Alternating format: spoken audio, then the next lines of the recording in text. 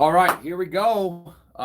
First NFL Sunday in the books, and was it ever a banger, man? Capped off by that. I don't even know how to describe it, dude. I don't know how to describe it. That's all time. I'm going to call it an all time, not just Sunday night football game, not just regular season game, like all time game I've ever watched. 41-40. Um, I I'm at a loss for words. We're gonna get into all this every single game. Let me have a couple beers, pound of beer, and then let some people join the chat, and we'll get into this. So stand by. What a game, though. I literally have no words besides that the Ravens blow the craziest games. Like how, and why? Always. It's mind-boggling, man. They have the perfect team to salt away these leads. You have Lamar, you have Derrick Henry, you have playmakers, you have a good offensive coordinator, you have a good defense. But time and time again, they blow these games that I don't know. I can't describe it, but I'm going to try to, and hopefully you guys can help find the words for me to put in my mouth. I like putting things in my mouth. Anyway, I have a banger of bangers that I won tonight. This one was looking quite tough with about 6 minutes left in the fourth quarter. Keon Coleman had 30 yards. Josh Allen was stuck at 228 when he slid and didn't have the first down. They punted. He was a touchdown away from the Ravens from being benched. I feel like it was going to be a 3-score game. They weren't going to bring him back out. So the fact that it won this easily. Dalton Kincaid, 20-1, first touchdown score. Like, you can't make that shit up. I love those long odds. I also bet that separately, so that was just a whole nother hit. But something like this, that $10 to win $1,640. Look at those odds, man. This made my week. I had a good fantasy week, but like this was a cherry on top. This is equal to one winning a fantasy league, honestly. Like that much money, risking $10. Yeah, what up, TB? Dr. TB. No shit, man. I won 3 different parlays in this game, but this is the one. And I'm not a parlay guy. I just, whenever they give me a boost, I'm going to toss the money on it. But Dalton Kincaid, man. That was the one you have to win. First touchdown score at 20-1. Got a little hairy there, but man. So I'm not trying to gloat, but like whenever you win a bet like this, I won one last year with Joe Burrow, first touchdown score, similar, but just makes your week. We're about to go through all the games here. I'm going to go to the box scores. We're going to go game by game. I think we probably just start off with the Sunday night game. What was your guys' instant reaction to that all-time game? Because, like, have you ever seen a better game?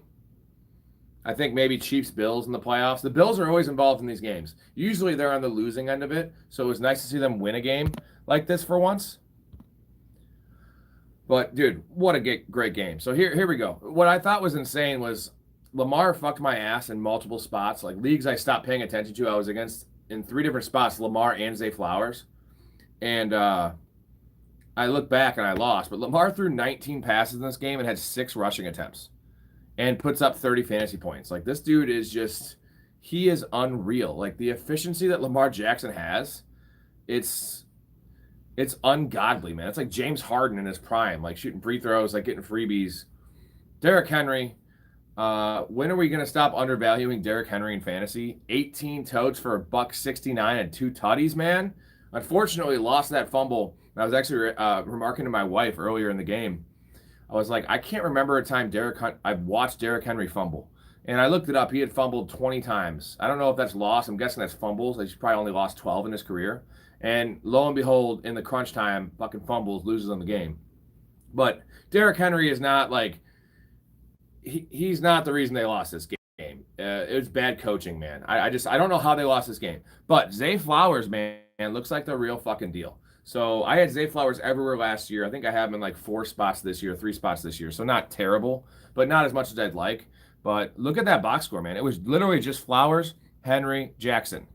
Mark Andrews, 1 target, 1 catch, 5 yards, 1.5 points in a full PPR in a game that had 81 points. I would want to trade. Right now, that's the ultimate buy low, though, is Mark Andrews. Trade for that man.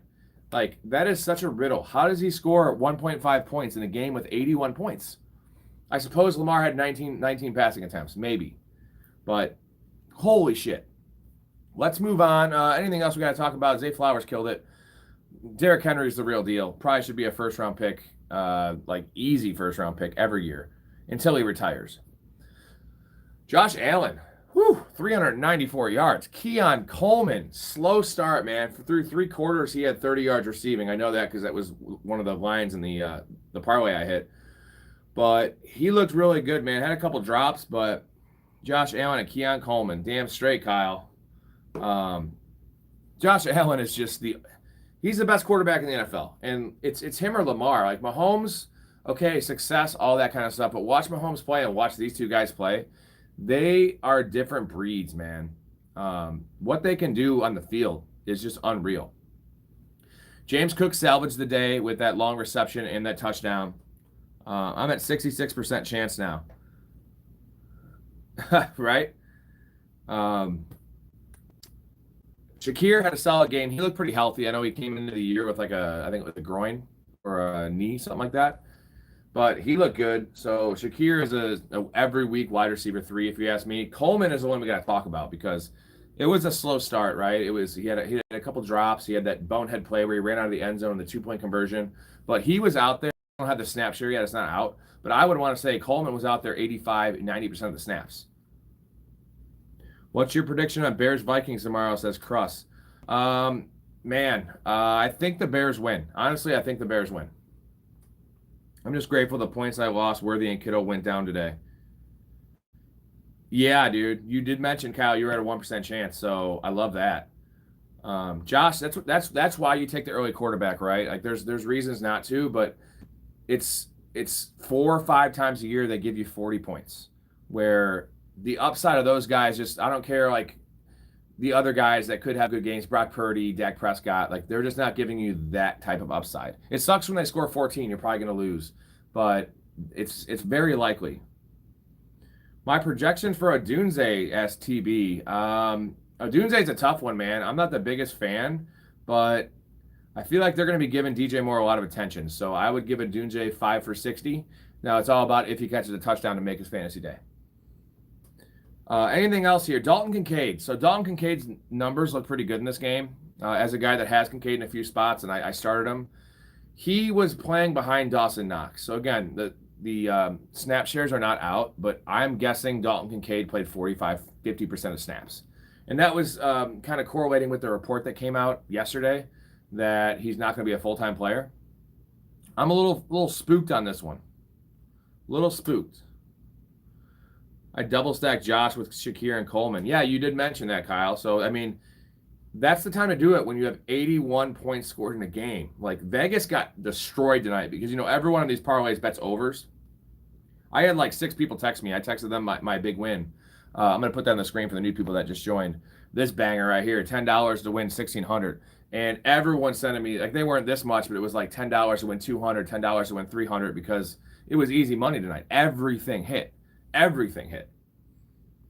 Okay, last thoughts on the Sunday night game. I'm sure we'll get back to it, talking about it. 106 people in here. What's up? Happy football. So glad it's back. What a great Sunday. Started off a little slow. The 3 o'clock games were pretty ass, so it was so nice to get. I think this game scored as many points as the 3 o'clock games combined. Thank you, dude. That's my second. I think I had one last year similar, $10 to win $1,600. I'm not really a parlay guy, but when I get a boost, I'm gonna throw $10 on it. Take a long shot. The first touchdown bet, find someone like in this case, Kyle. We're talking about a starting tight end with Kincaid, quote unquote starting. You find that or like a somewhat mobile quarterback like a Trevor Lawrence.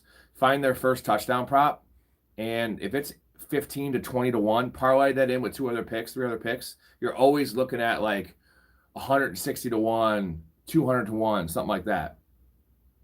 What up, artwork? Anyway, though, Kincaid, I would not really believe the numbers he put up, though, because he did not play a lot of snaps. Just if you didn't watch the game, it's going to look nice in the stat sheet for a tight end, right? 12 points, or 14 points. But it was a little rough watch here. All right, we're gonna start from the noon games. We're gonna start new games. I'm going to answer your questions along the way. Going to have a good chat here. We're going to do all those things. Also, first 50 subs and likes for this video. I see 73 people in here, only 4 likes. If we get to 50 likes, 50 subs, I'm going to be doing this for an hour and a half or so to go through all the games, depending on how many people are in here. We are going to give away a free $10 bet. So you pick your bet next week. I'll get your email, and then when you win, I'll Venmo you. Easy as fuck. No risk for you. So we got to get to 50 likes and 50 subs for this video. I'm going to be on here an hour and a half, maybe more. I'm pretty drunk, happy about football. A lot to talk about. Just so you know, no, nothing on your back. Just 50 subs, 50 likes, and you get qualified for a free bet. I'll randomly pick that somehow. We're going to get to the first games here. What do we got here? This was, that's not the first one. All the way down here. We have Carolina, Jacksonville. What a stinky ass game, dude. This thing sucked. I don't know if did you guys watch this game? Because it was ass. 26-10, but there was a late touchdown by Carolina, and Carolina's offense, Bryce Young, looks like the Bryce Young of early last season. Is he bad? Is he done again? Like, I guess that his weapons are gone right now. He literally has a rookie receiver in Ted McMillan, and that's it. Xavier Legette, who I love. I loved coming out of college. 7 targets, 10 yards. Bro. Chuba Hubbard saved his day with that touchdown catch, but Bryce Young looks trash again, man. So T-Mac did look good. He's going to get peppered with targets. So I think he's going to be like a 160 target player at this point, at least until they get some of their guys back. But we were all buying at Chuba Hubbard. Like, I think people are buying into Carolina's offense. I wasn't, so I don't have a lot of shares. I have no shares of Chuba. I have no shares of Tet. I have no shares of Bryce Young outside of best ball. I'm talking redraft. I'm in 25 leagues, so I have no shares. I think I have a couple Legette shares, and I have a lot of Rico Dowdle because he was like a last round pick.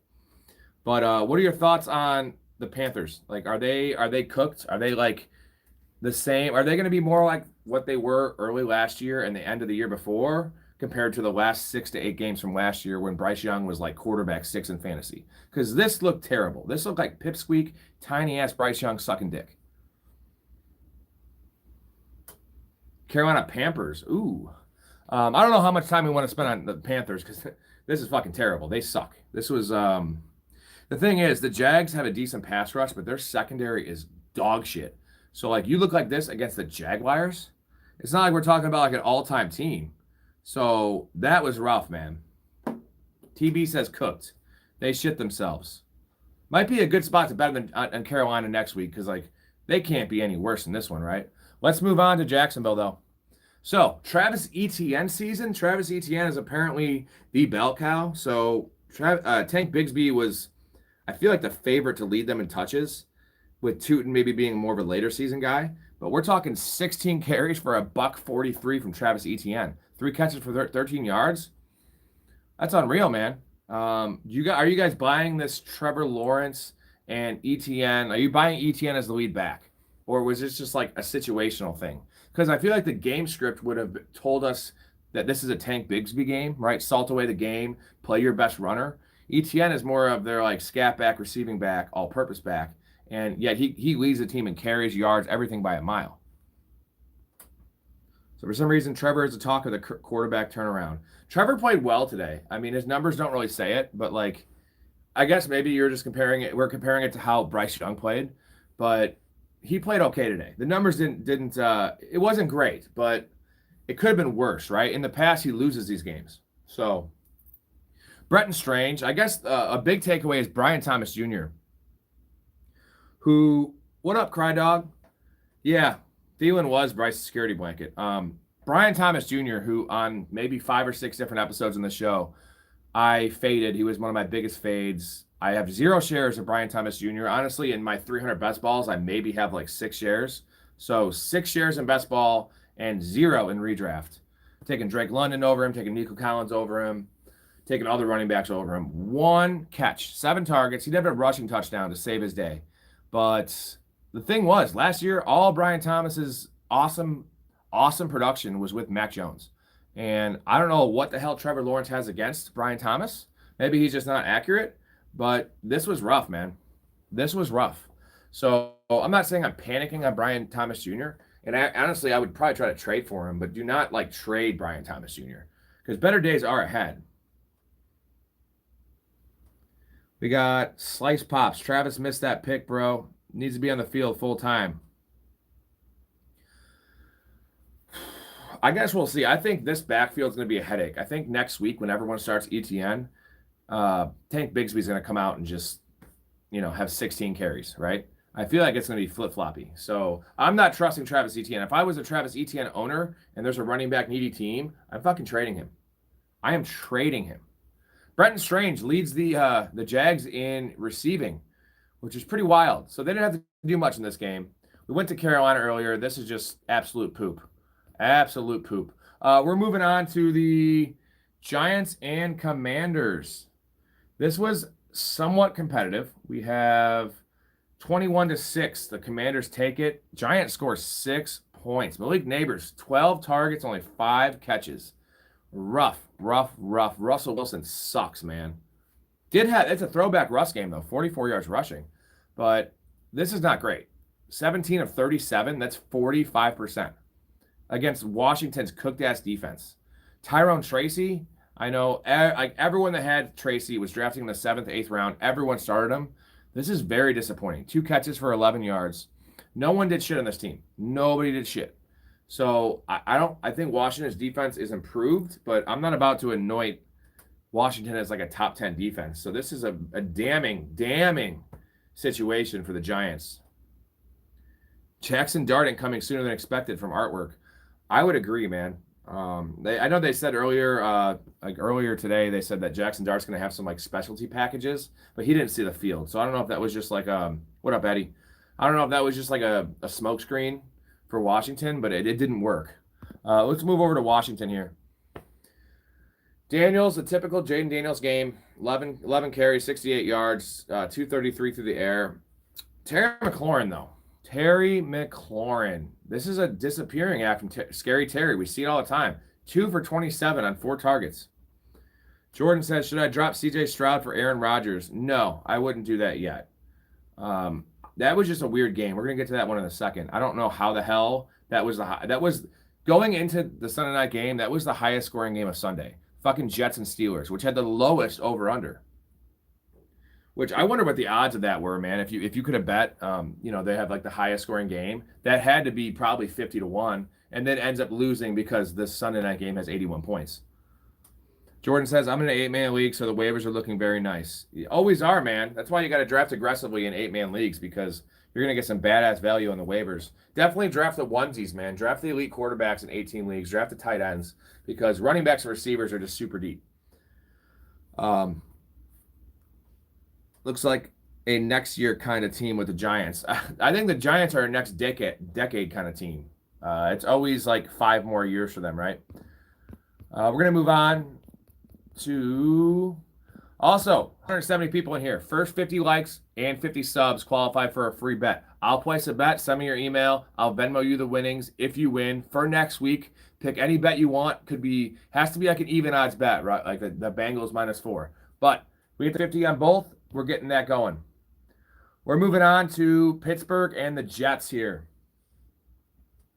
This was the highest scoring game of the Sunday slate. We have Steelers 34, Jets 32. The Jets did cover, though. They were +3 at home. Aaron Rodgers with a throwback of throwbacks, man. Let's see what we got here.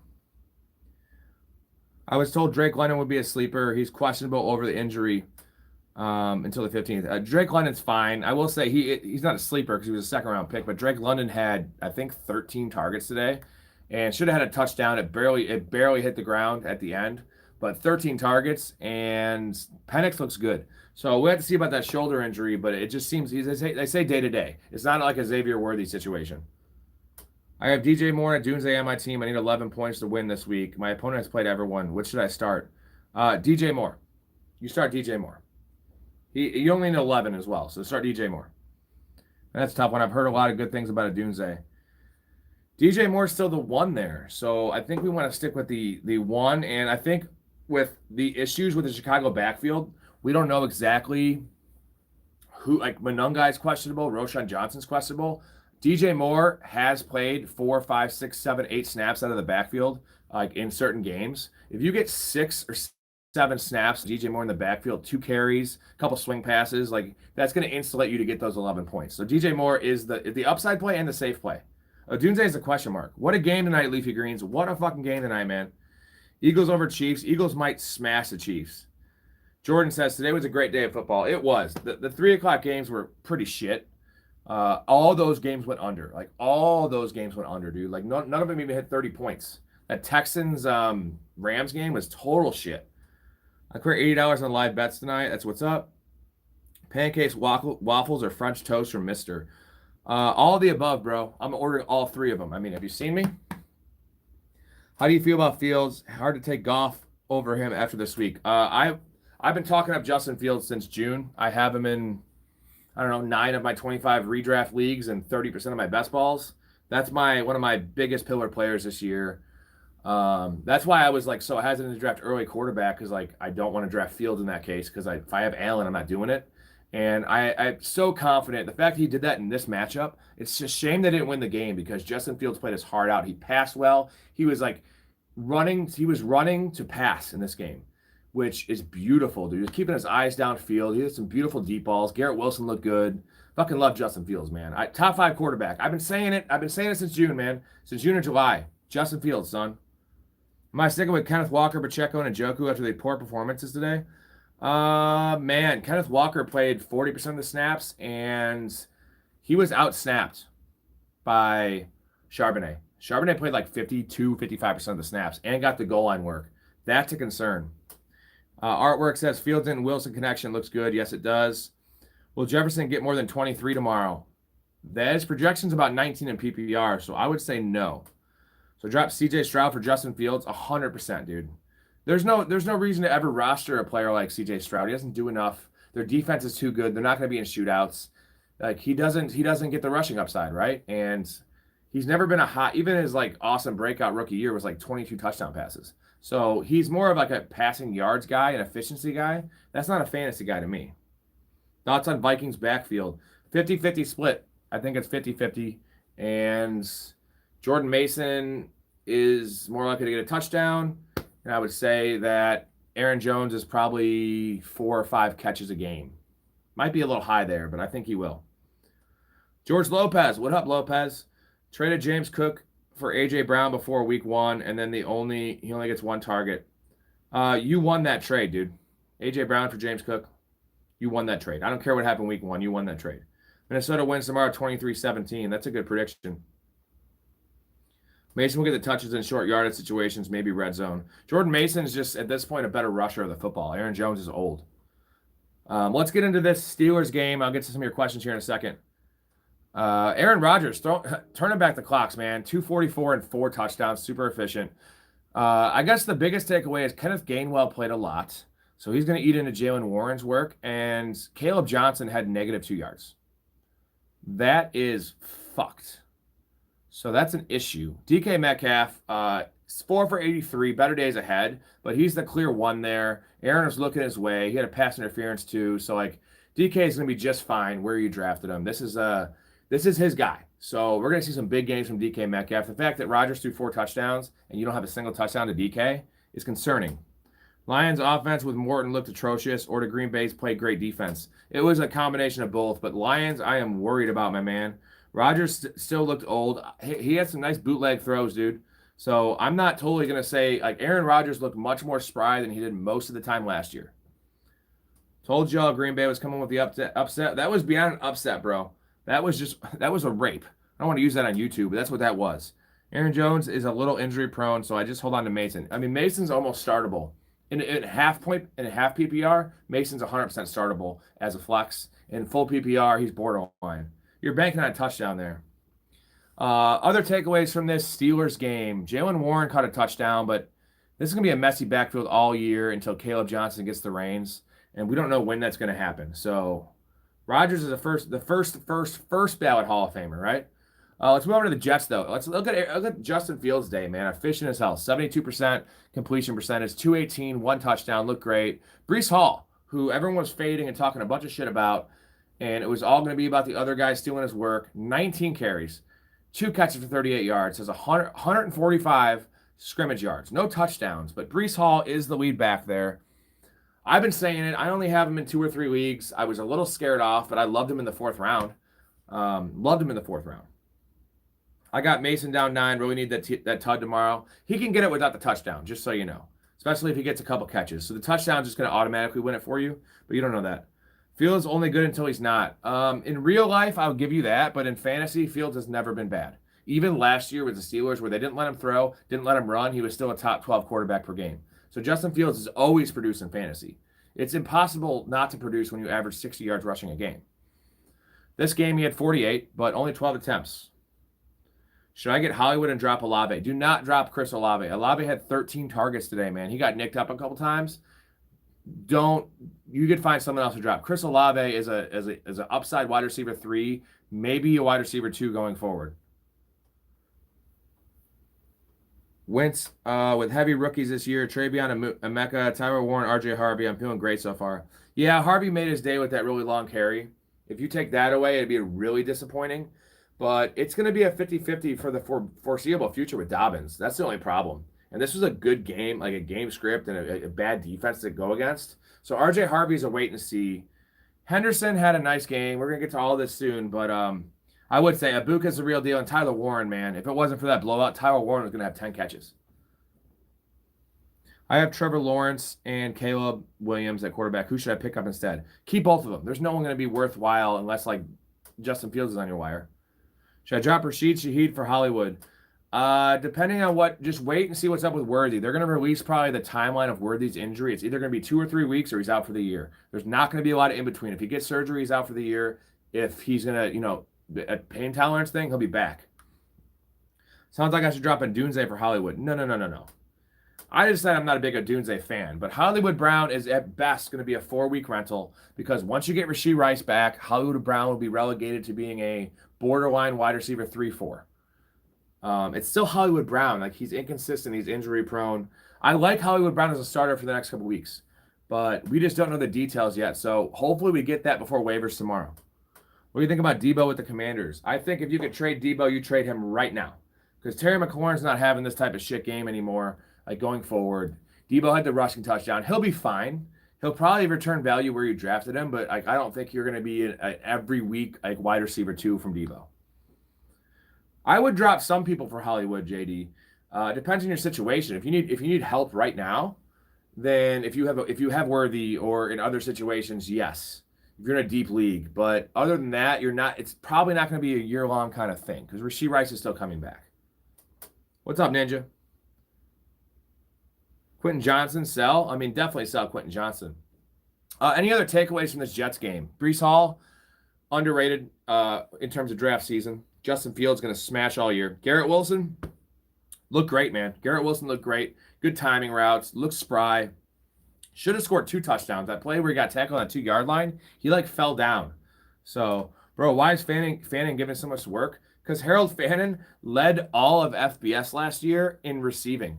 He almost won the Triple Crown as a tight end, receiving yards, and he was 10th in touchdowns. So I don't think it's going to be an every week thing where he's going to out-touch Njoku, but that's a dude to stash for sure because they're probably going to trade Njoku at some point during the season. Njoku will get hurt. Fannon's the dude. He's their wide receiver 2. And Cedric Tillman's their wide receiver 1, by the way. Good call on Fields, my guy. Andre, you know how much I've been talking of Justin Fields every show. So I know it's just 1 week, but I guess people just forgot that Justin Fields did run for 1,100 yards in a season. He has Michael Vick level ability, and this is his year, man. I know it's just 1 week, but he looks competitive. He looks engaged. The coaching, I love the coaching. I love what the Jets are doing with him. They're actually utilizing Justin Fields and how Lamar is utilized in Baltimore. And that's all I ever asked. As a Bears fan, I never saw it. The Steelers are the opposite. It just looks great. He doesn't have a lot of weapons, but that's the beauty of a player like Fields, a player like Lamar. You don't need a lot of receiving weapons because their best threat is their dual threat. No targets for Arian Smith. I was wondering a trade opinion. I give Jaden Daniels, Mike Evans, Will Lutz for Justin Fields, ETN, AJ Brown. Don't do that one. Don't trade up on Travis Etienne. You don't want to do that. You're trading up on Justin Fields. Trading down on Mike Evans. Man, you're getting A.J. Brown, I suppose. That's tough because you're actually getting a value on A.J. Brown. So that's 50-50, man. I don't know. What do you guys think in the chat? Funny to see all Jets tight end who left did well. Yeah, that is true. All right, we're moving on to the next game here. We have Cardinals, New Orleans. This was a stinker, man. This was a fucking stinker. Cardinals 20-13, barely covered the game, too. Mike Evans is a fantasy beast. Always is, my man. Always is. So we have Cardinals 20, Saints 13. Kyler Murray salvages fantasy day with 2 touchdowns, 38 yards on the ground, not bad. I think one of the big takeaways, I don't know if you guys watched this game or saw a lot of the highlights, Trey Benson looks like a monster. And I've loved Trey Benson forever. Connor got the touchdown. It was touchdown reception. 4 catches for 5 yards, though. 12 for 39 on the ground. Look at Benson, man. Look, I know it's just yards per carry, but Benson, 8 for 69. An awesome 52-yarder. He looks nimble. He looks fast. At the very least, Trey Benson is now in, and I've been saying it since the start of draft season, in the elite Zach Charbonnet level handcuff range. And apparently they're using him 40% of the time, which is all we ever wanted for Trey Benson. Not like a weekly startable guy, but Trey Benson to the fucking moon if anything happens to James Conner. And James Conner's a goddamn dinosaur, dude. You know he's going to get hurt. He's going to miss 3 games at some point. I'd stick with the dudes I got, Ninja. That's probably what I'm thinking, too. Kamara did underperform, but he found the end zone. I think one of the big issues we're going to get into here in a second is Kamara. Spencer Rattler does not check the fucking ball down. And that's where Kamara's value is at in fantasy, right? The 6-7 catch games. Tyler Shuck is more of a check down guy. He's also aggressive, but Spencer Rattler does not check the ball down. That is an issue for Alvin Kamara. Is McBride or Bowers better after week 1? I mean, Bowers got hurt, so he looked fine. He hurt his knee. It was a non-contact injury. Went to the tent and then came back, had his helmet on, but they didn't let him back in the game. Now, they were winning handedly. We haven't heard any news about Brock Bowers, but Bowers is still better in a vacuum, don't get me wrong, but Trey McBride's fine. Kyler made terrible decisions over the middle. Connor's so old. Connor is old. So I'm glad I have like 9 or 10 shares of Benson, because there's going to be at least 3 or 4 games this year where Connor misses and Trey Benson's going to be a back end, I'd say front end RB2. Is Sharp not RB1 now? I think right now it's officially a 50-50 timeshare. Kenneth Walker did not look good. I know he was kind of battling some injuries in the preseason. He did not look good. And Charbonnet just looks like a monster, man. He's not as fast as Kenneth Walker, but, dude, he is a punisher, dude. And they're giving him the high-value snaps. They're giving him third down work, and they're giving him goal line work. So at that point, Kenneth Walker is relegated to like what Najee Harris was last year for the Steelers, between the 20s, 18, 16, 15 carries and winning game scripts. It's not great. Thoughts on this trade from Lopez? Neighbors, Hurts, Austin Eckler for Ladd, Debo, and Chuba Hubbard. Well, there's not another quarterback in this trade. I like the Neighbors, Jalen Hurts. I like the Neighbors, Jalen Hurts aspect of that one. Should I still be happy I drafted CMC over Derrick Henry? No, you should not be happy, because here's my word. We're going to get to that game in a second. Kyle Shanahan. Granted, their whole team got hurt in this game. Kittle's out for probably going on the IR. We have Juwan Jennings injuring his shoulder. They gave CMC 31 fucking touches. Dude, 31 touches. Like, CMC is going to break. There is no way that he's going to be getting 25-plus touches a game and stay healthy the whole year. I don't get it. So I would wait for a couple good games from CMC and fucking trade him. That's what I'm going to do in the one league I have that's a home league that I can trade in, that I have him. I'm trading him because it's awesome for the usage. He's going to score a fuckload of points, but 31 carries for an older running back that has injury concerns and a degenerative condition with his fucking Achilles and a knee injury from last year. Dude, dangerous, man. Gibbs, it's not so much Izzy says, what happened to Gibbs? I think it wasn't a Gibbs problem. It was a Lions problem, because Gibbs had something like 8 receptions, right? So he was fine. It's just he had no explosive plays because that offensive line is shit right now. And the Packers have a great pass rush. So I'll show you my bet I won earlier today. Risk $10 to win $1,600 on a parlay. Thank you, Dalton Kincaid, first touchdown score, 20-1. I might rub one on. I already did, though, so I got to reload, right? I got to regenerate some of my juices. Lions were down most of the game, so the running game was a little abandoned. Yeah, but the explosiveness was not there. Pearsall to Sammy. Pearsall to the moon right now. If Jennings has somewhat of a serious injury, you have an injured Jennings. Pearsall already looked pretty good, so this is Pearsall season, baby. Didn't even get 100 yards. That's true. Um, did he get 10 catches, Sammy? I thought it was 8, but I mean, fuck yeah. Probably needed 10 more of CMC's carries. What have I done?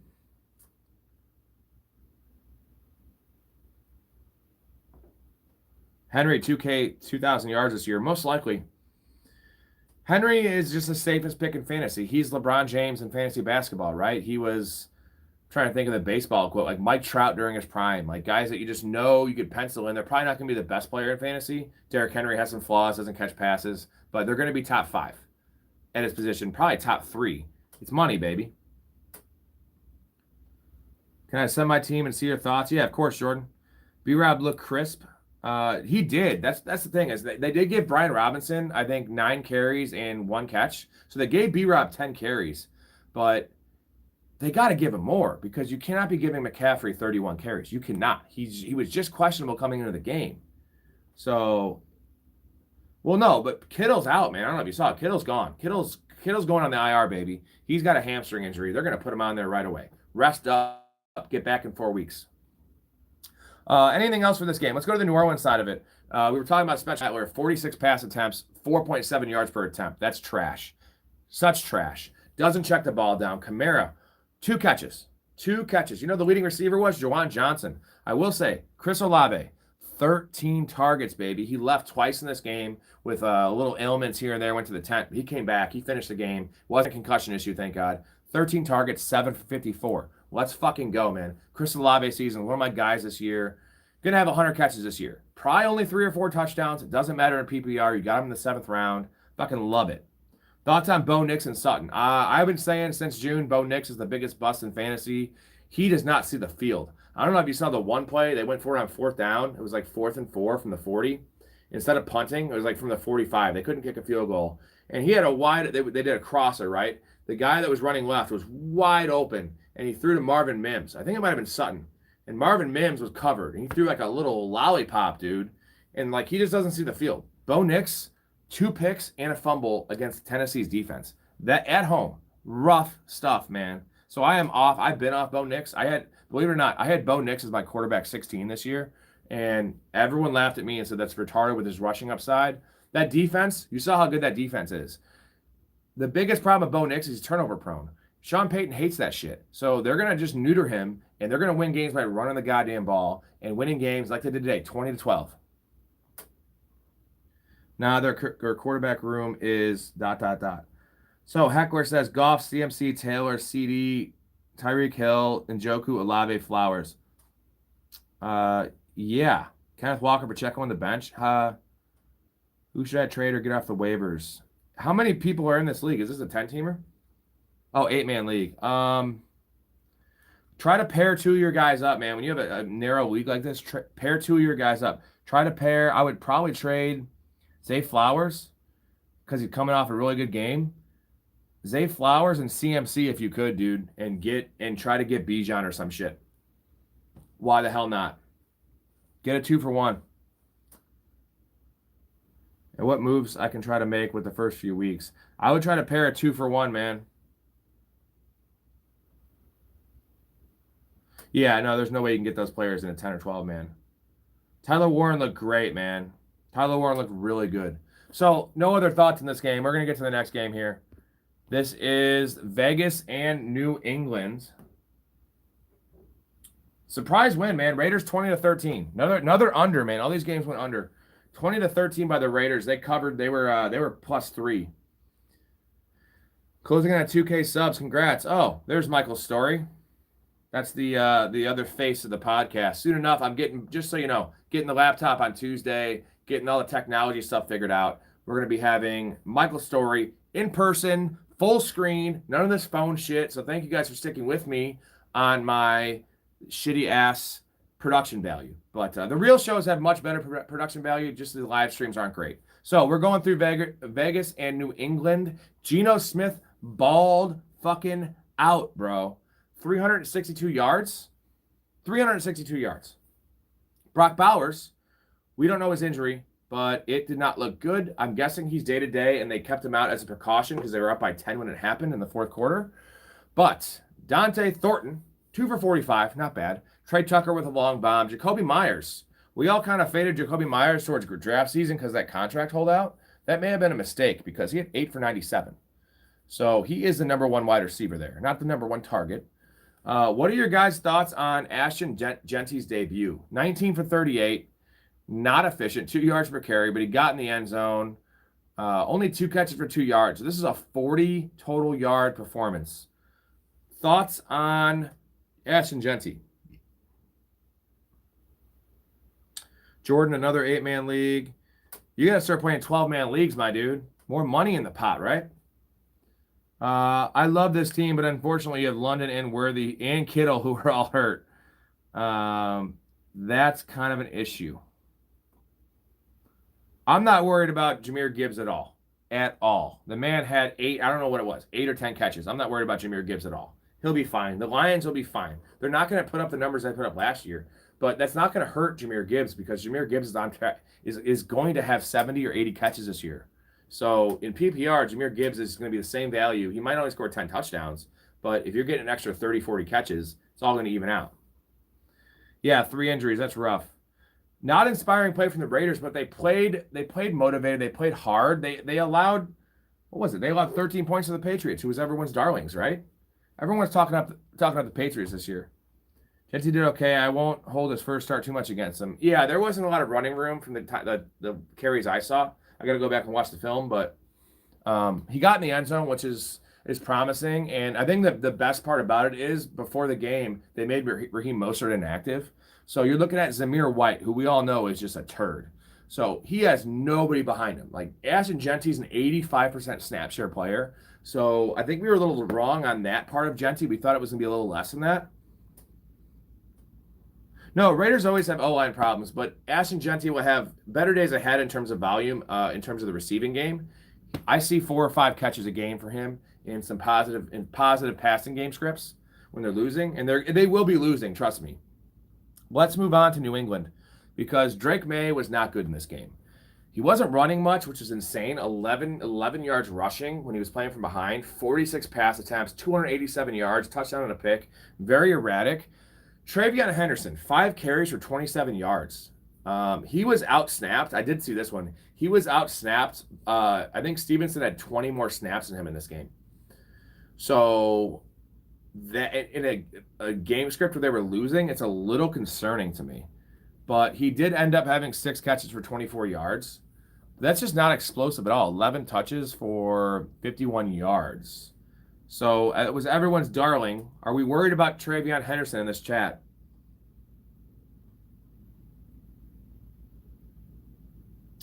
I'm in a super competitive 6-man league. I've never heard of a 6-man league, Mac Daddy. Any mid-round guys need to grab off waivers after week 1? Keon Coleman, dude, he'll be available. Pick him up. Pick that dude up. To Sammy, my 10-man team, right, except quarterback. Burrow, Bijan, JT, Ibuka, JSN, Kraft, Bucky. I love that team. Tucker Kraft would have had a way bigger day. Jordan Love missed him on a 50-yard pass. It was wide open. They stopped throwing the ball because they're up by 17 points. So Tucker Kraft's going to be a monster all year. Coleman's available. Yeah, dude, pick up Keon Coleman. Keon Coleman's a perfect bench receiver because we were going to see week 1. He was out there every snap. I'm not saying he's the number 1. It's going to be him and Shakir splitting off, but he's going to be the number 1 red zone target. You saw both times on 2-point conversions, they went to Keon Coleman. They threw him 2 passes in the end zone. He caught 1 for a touchdown. That's technically 4 end zone targets. That's what we're looking for from Keon Coleman, right? Is that like volume, that alpha, that red zone target. There's no one else in that team, maybe Josh Palmer, but I don't think so, that offers that ability. And Josh Allen needs it. He's an aggressive passer, man. Coleman's route tree looked better. He looked engaged. He had a drop, and he had a couple, like, I wouldn't say knucklehead plays, but he had the one where he ran out of bounds on the 2-point conversion. But yeah, Keon Coleman looked like a different player, and that's what we were hoping to see from Keon. Very, very excited about that. Keyshawn Booty, 6 catches for $103. That's nice. Diggs, I'm pretty happy about this performance from Diggs. Played most of the snaps, 6 catches, 57 yards. That's kind of what you're hoping for. So I think Diggs is going to be an every week high upside wide receiver 3, low upside wide receiver 2. Heckler says, unless Roma Dunze gets 20 points, I'll get Coleman. Butte and Drake had a good rapport last year. Yeah, man, I didn't necessarily believe it, but he's not the number one there. But he in a deep league, you can do worse.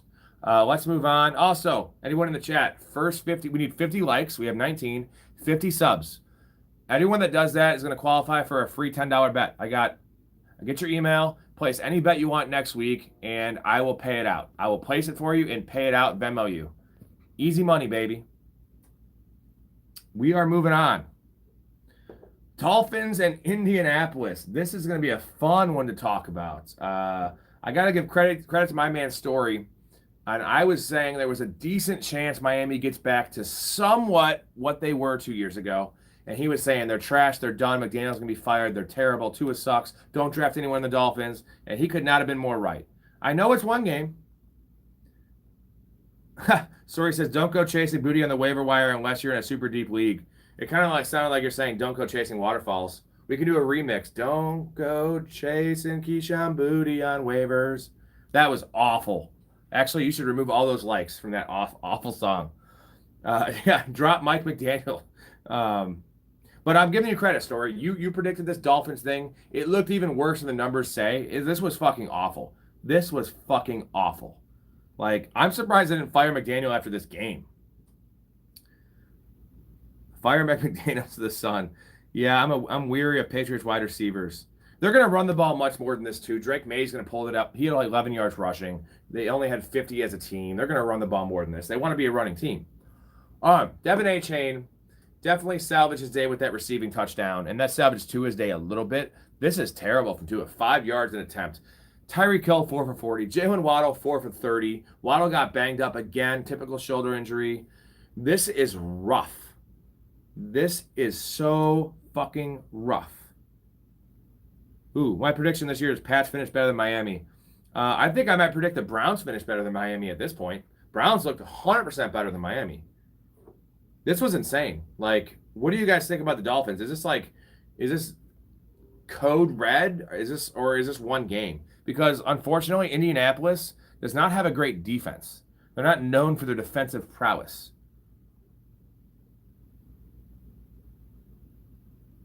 Tyreek already had multiple meltdowns on the sideline. I mean, that happens when they win games, but Dolphins might slip back into being 4 or 5 win team. It could go really wrong. I mean, Zach Wilson played in this game. That's pretty cool. I told you the league figured out McDaniel's stick out. The league stopped giving the offense the ability to make plays in space. Yeah, because he was a master of putting Tyreek in motion and putting him in, like, remember when we used to crouch down behind the tight end? I feel like they stopped doing that, or it just stopped working. What do you think about A-Chain? I'm extremely worried about A-Chain. I think on the plus side, we were all kind of worried about his injury and also Ollie Gordon stealing out of work for him. And we didn't see that in this game. So I think A-Chain's role is fine, and he's still an explosive-ass playmaker. But if this offense is going to score 7 fucking points a game, under 17 a game, whatever it's going to end up being, A-Chain cannot return value where you drafted him. Like, people are drafting him over Derrick Henry, drafting him over Jonathan Taylor, drafting him over Bucky Irving, over Chase Brown. That's kind of a mistake. I went Jacobs and Jonathan Taylor over him in every draft. Yeah, those are safe, steady workhorses. I think the upside and allure of A-Chain was 70-plus catch potential, which may still be there, but if this is going to be this bad, they're not going to be able to run the ball at all. The receiving upside is still there for A-Chain. Right, it's still fine, but it's not going to, he's probably not going to return value. It's going to be rough. Rough. All right, we're going to move on to Indy because Daniel Jones, I heard a crazy stat. I don't know if you guys were watching Red Zone. He had 7 drives and 7 scores. 7 drives, 7 scoring drives. Daniel Jones, Danny, what do we call him? Danny Quarter now? He's not Danny Dimes. Danny Dollar? I'd take Alvin over him. I wouldn't go that far with Alvin Kamara because he's also in a shit offense. Danny Dollars. That's a new name. We're going to call him Danny Dollars now. The thing is, every week is going to change. Like Danny Dimes, Danny Nickel, might be Danny Penny, might be Danny piece of shit, Danny Dots. Drop Josh Allen for Daniel Jones. Hey-o. Not quite, but yeah, 2 rushing touchdowns for Danny Dimes. Dude, I think he had one of the best fantasy weeks of the year. I mean, or of the week 1, right? 3 touchdowns, 2 rushing, 272 for the air. Michael Pittman, I got to shout out my boy Story. 7 for 76 with Warren. Warren was going to have 12 targets if this game was competitive. He was going to have 10 catches. My boy Michael Pittman, who you slandered and says sucks, I said he's better than Matthew Golden. 8 targets, 6 for 80 and a tutty, baby. Indiana Jones. Jonathan Taylor. What sucks is look at all DJ Giddens' work in this game, man. It all came in the fourth quarter. Jonathan Taylor was on his way to a huge performance, but they kind of took him out of the game. I doubt it was an injury or anything. I think they just knew, what the fuck are we doing playing Jonathan Taylor up by 25 points. But Jonathan Taylor looks like the stats don't bear it out, but Jonathan Taylor looks like a smash this year in fantasy. They're going to be competent. Their offensive line looks good. Danny Dollar looks pretty good. So Jonathan Taylor is going to be the beneficiary of a professional functioning offense. And the fact their defense looked good. Like, that's only going to help Jonathan Taylor. And I like that he had 3 catches for 27 yards. That was all in the first half when they were actually throwing the ball. So that's promising. Very promising. Moving on. Danny Dots. I can get down on Danny Dots. This game really, really hurt my soul. This one was painful because it was one of my bets of the week. Now, I did win the other 2 bets. I guess in the future, if I ever put a line on beating the odds on Friday night, don't ever follow me or tail me on a line or over under. Only follow my prop bets, my rushing quarterback prop bets specifically because I don't lose those. I can't believe I lost this one. Bengals, what the fuck you doing, man? What was this? 17-16, they win by 1 goddamn point. Joe Burrow with 113 yards passing, 3 yards rushing. Chase Brown with 2 yards per carry. T. Higgins with 33 yards. Noah Fant, almost their leading receiver, caught a touchdown. Jamar Chase, 5 fucking targets. Fucking rough, man. Fucking rough. Yeah, if you have Burrow and Chase on your own team, usually it's like you're probably going to win most of these weeks. This was an automatic loss. You can't come back from that because they scored a combined like 15 points. I'm not worried about it at all, though. I'm not worried about either of them. But I just don't know what this was. Again, I don't know if you guys know who the fantasy football counselor is. He's the shock jock clown Italian douchebag. I guess that's how I describe him. He released a short after the game saying Jamar Chase is a bust and anyone that drafted him was a moron. He said not to draft him because he sucks. Just hilarious. Like, dude, 1 week. Jamar Chase is going to be fine. Going to be fine. Someone wants to trade me Debo for Chase Brown. Do not trade Chase Brown. Chase Brown, look at that. No other running back received a carry. So P. Ryan had two catches. Chase Brown is locked and loaded as a starter, man. He was in the field so much, just like the end of last year. Tusami, 100%. Week 1 in overreaction farm. It's just funny, but like I'm at the opposite. I'm like, dude, I'm waiting to see what Jamar Chase line is next week. His Vegas line for receptions or yards or whatever, probably yards.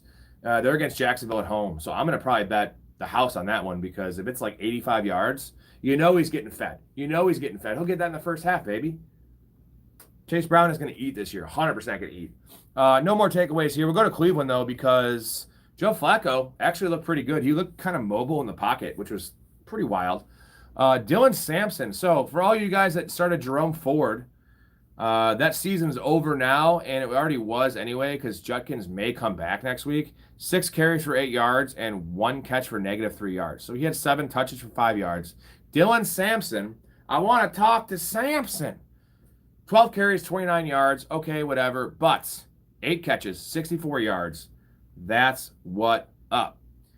I think a couple talking points here that's important. Harold Fannin Jr. had a carry, had 9 targets, 7 catches, 63 yards, compared to David Njoku, 6 targets, 3 for 37. The other talking point is Cedric Tillman, who I was saying forever is the number 1 receiver there over Jerry Jeudy. 8 targets, 5 for 52 and a touchdown. Looked great, looked like the alpha. I am all about Cedric Tillman this year. I've been all about him in best ball and redraft. He is going to creep into the wide receiver 3 conversation really soon. If he's available in any of these shallow leagues you're in, fucking hammer that shit. I think Njoku might have got banged up, but Fannin was getting catches in the first and second quarter. Like, it was consistent catches, 1 or 2 per quarter. It wasn't like he just came in and got him in the fourth quarter. So Fannin played. I can't wait to see the snaps. I would say Fannin played like 80% of the snaps, 70% of the snaps. He was out there a lot. Like, they were actually playing him more as like a slot receiver. They were on the field a lot in tandem. Making Flacco throw 45 times is crazy for the old man, JD says. That's what Joe Flacco does, though, didn't you know? Joe Flacco is just like the ultimate chucker, baby. What the guy does. Any other takeaways from this game? The Browns are going to be competitive. They're probably going to win 5 games or 4 games, but they're going to be goddamn competitive as long as Joe Flacco's starting. So we'll see how long this lasts. But Joe Flacco means goodness for the rest of the ancillary pieces. And I know there's not many of them, but there is some value to be had there. All right, moving on to Tampa and Atlanta. This was a really good game, man. I feel like towards the end of the game, the Falcons had like 12 snaps on the goal line, and it just kept on getting like penalties first and goal, and then it would get to 4th and goal, and then rinse and repeat. I can't believe the Bucs won this game. They won at 23-20. Can't believe they won. This is a great game, man. Michael Penix looks like a gamer. It sucks Drake London got a little banged up. Baker Mayfield did his typical fucking thing, 167 yards, which is crazy on 32 attempts, but 3 touchdowns. The guy just throws the ball to the end zone. So aggressive. I love it. And I think the talking point is Emeka Egbuka. The yards and targets aren't that crazy. Six targets, 4 catches, 67 yards, and 2 tutties. But it looks smooth, man. He's a pro. He's like a souped up Chris Olave was coming out. Mike Evans, fine, 5 for 51.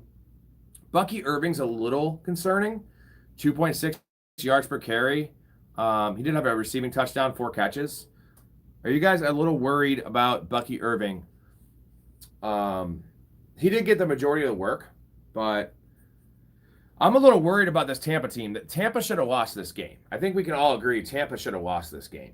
They had a couple big plays that made the difference, but like the Falcons had so many chances and just didn't capitalize on them. So, and not to mention Koo missed that kick. So Koo's getting canned. Koo's canned. He's gone. So what do you guys think? You think that the Falcons should have won this game, right? Are you worried about Tampa Bay? Because their offensive line didn't look great. Baker only got sacked once, but it did not look great.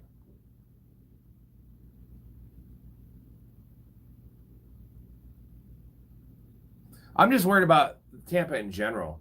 I don't think their offense is going to be what it was last year. I think I'm going to say that. Koo was automatic. Koo, I think 2 years ago, Koo was the number 2 or number 3 all-time kicker in terms of efficiency percentage. And then like 2 years ago, he kind of fell off a little bit. Last year was just awful. And he already was a guy that didn't have a lot of range. And like he's getting cut right now because I know they have another kicker that they actually keep active on game day for like 60-yarders. And they just, get the hell out of here, Younghoe Koo. Go play soccer or whatever. What does he play? Ping pong or some shit? That's bad. Whoops. Anyways, moving on to the next game. Koo is cooked. That's right. Or moving on to Atlanta. We'll talk about Atlanta. Michael Penix, 298 yards. Looked good, man. Bijan, really wacky game, bro. 12 for 24, but 6 catches for a hundo and a tutty. That includes a 50-yard touchdown to start the game. I think the big talking point here is Drake London, our boy story. 15 fucking targets and missed the last 2 drives, or the last drive and a half. 8 for 55, disappointing, but 15 targets. Drake London season. Let's hope his shoulder injury isn't too bad because that's worrisome. I didn't really see what play it happened on.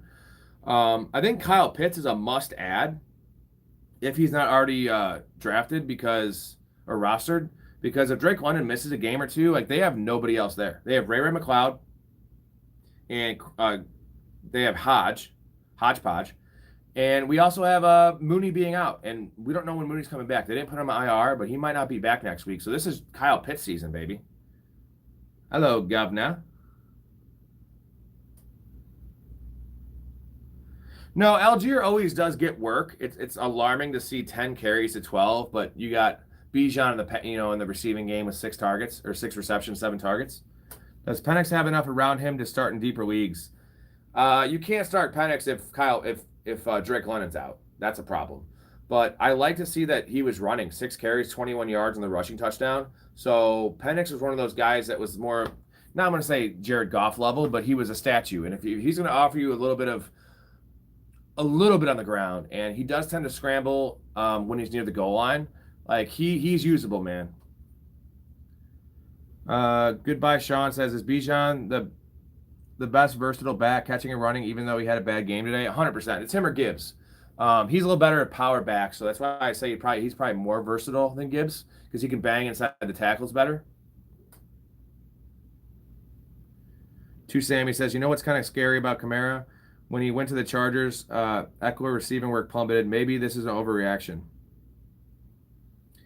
I would say so. Bijan was known for his receiving skills out of college. Yeah, Bijan's the real deal, man. He's the real deal.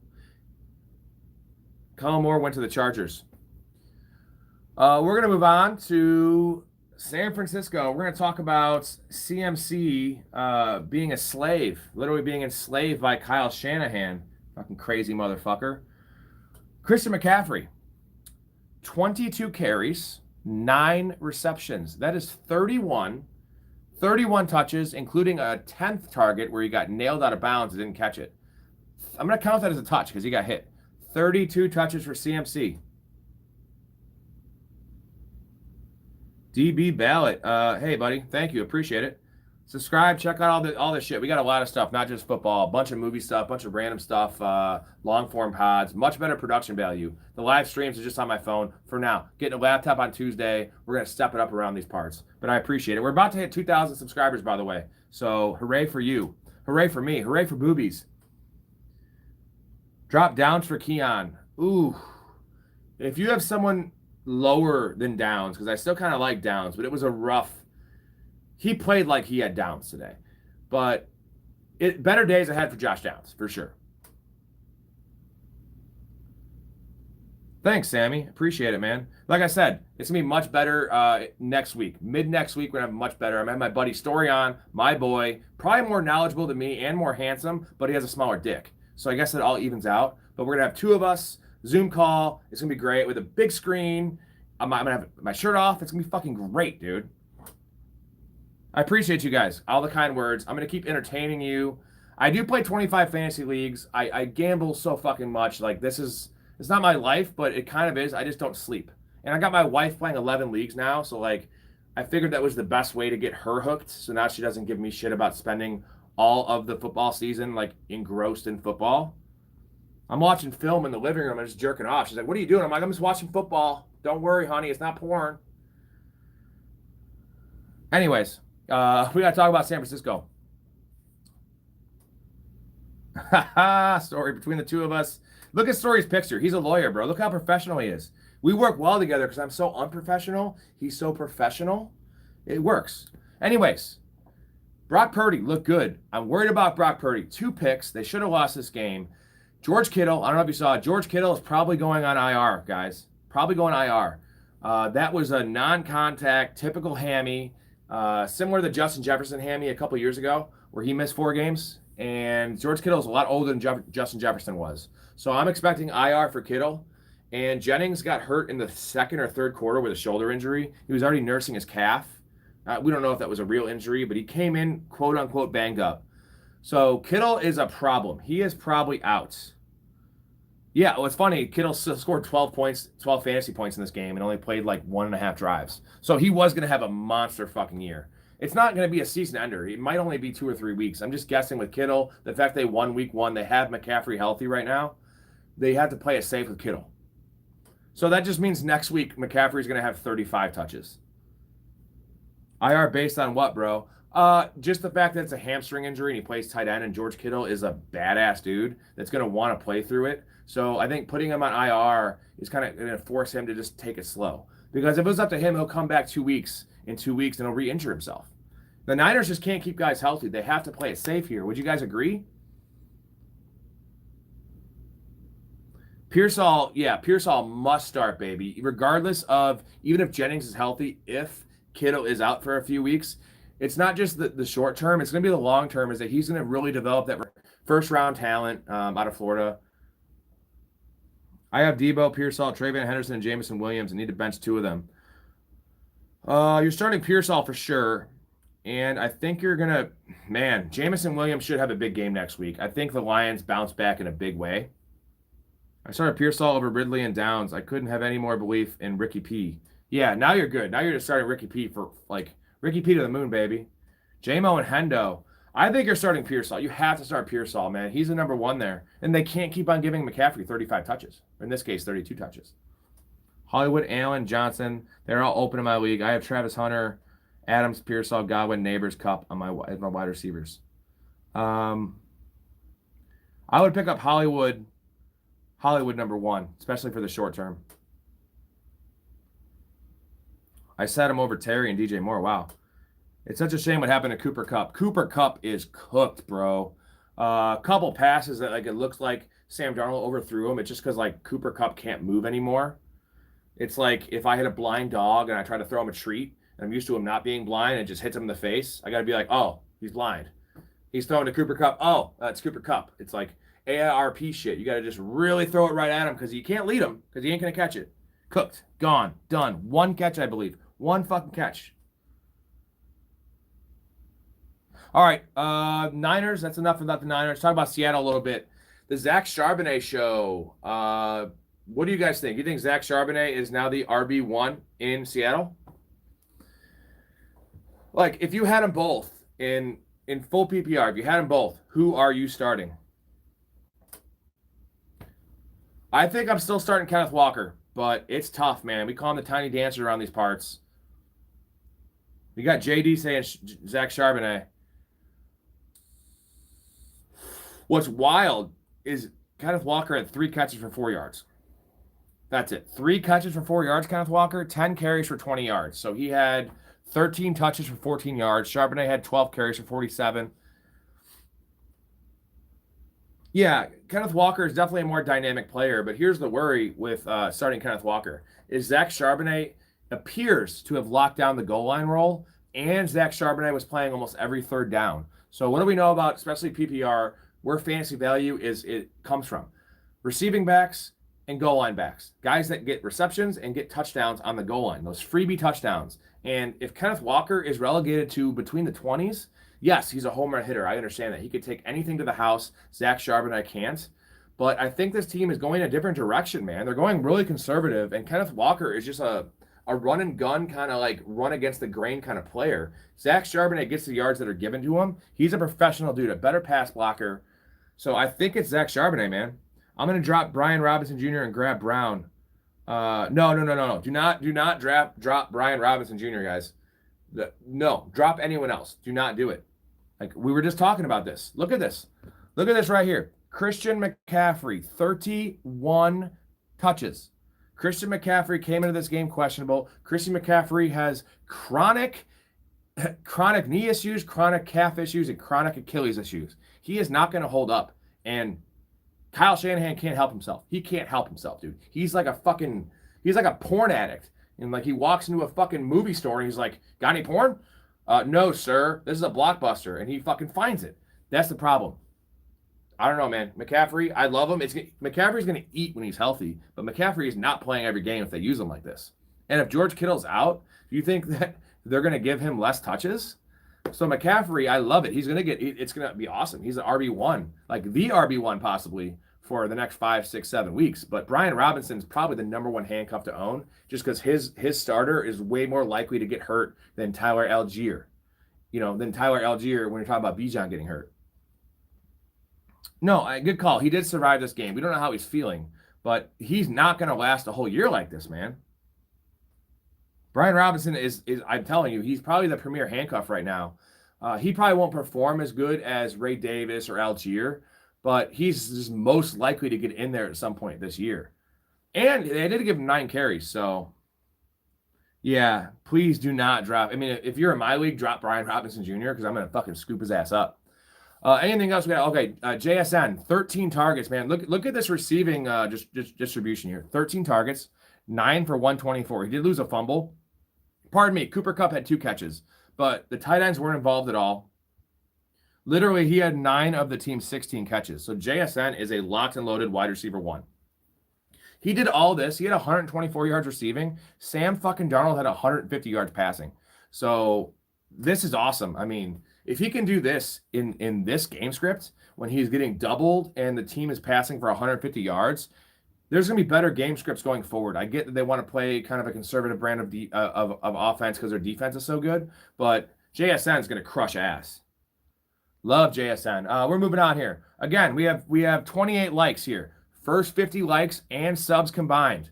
I'm gonna find a way to like get a little raffle going, pick one out of the hat. I can see who everyone is that does it, and we're gonna give away a free $10 bet. You choose the line next week or the prop bet. I place it on DraftKings. If you win, I Venmo you the money. So why the hell not? Why not do it? We got 28 likes in here. We need 22.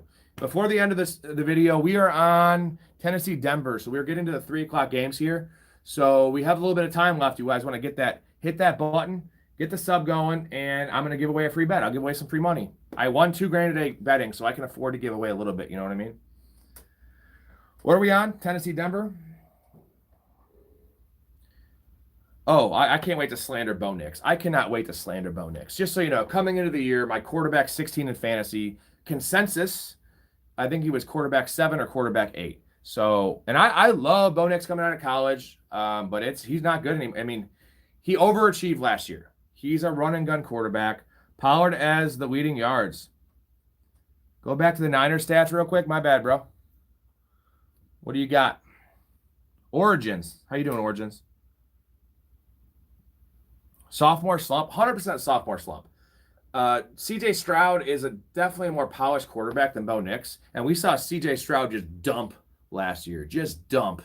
Where Jaden Daniels is probably like team-proof and bust-proof because of his legs. Bo Nix is a good scrambler, but he makes bad decisions. He can't read the field. He's inaccurate.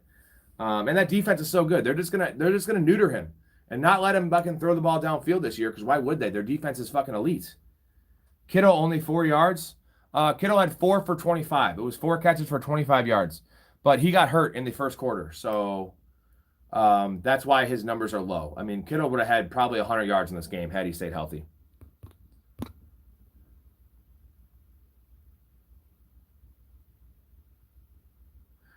DB Ballot says, Buddy did you not see his unrealized air yards last year? Who are we talking about? Talk about, oh, I know what you're talking about. You're talking about Ridley, right?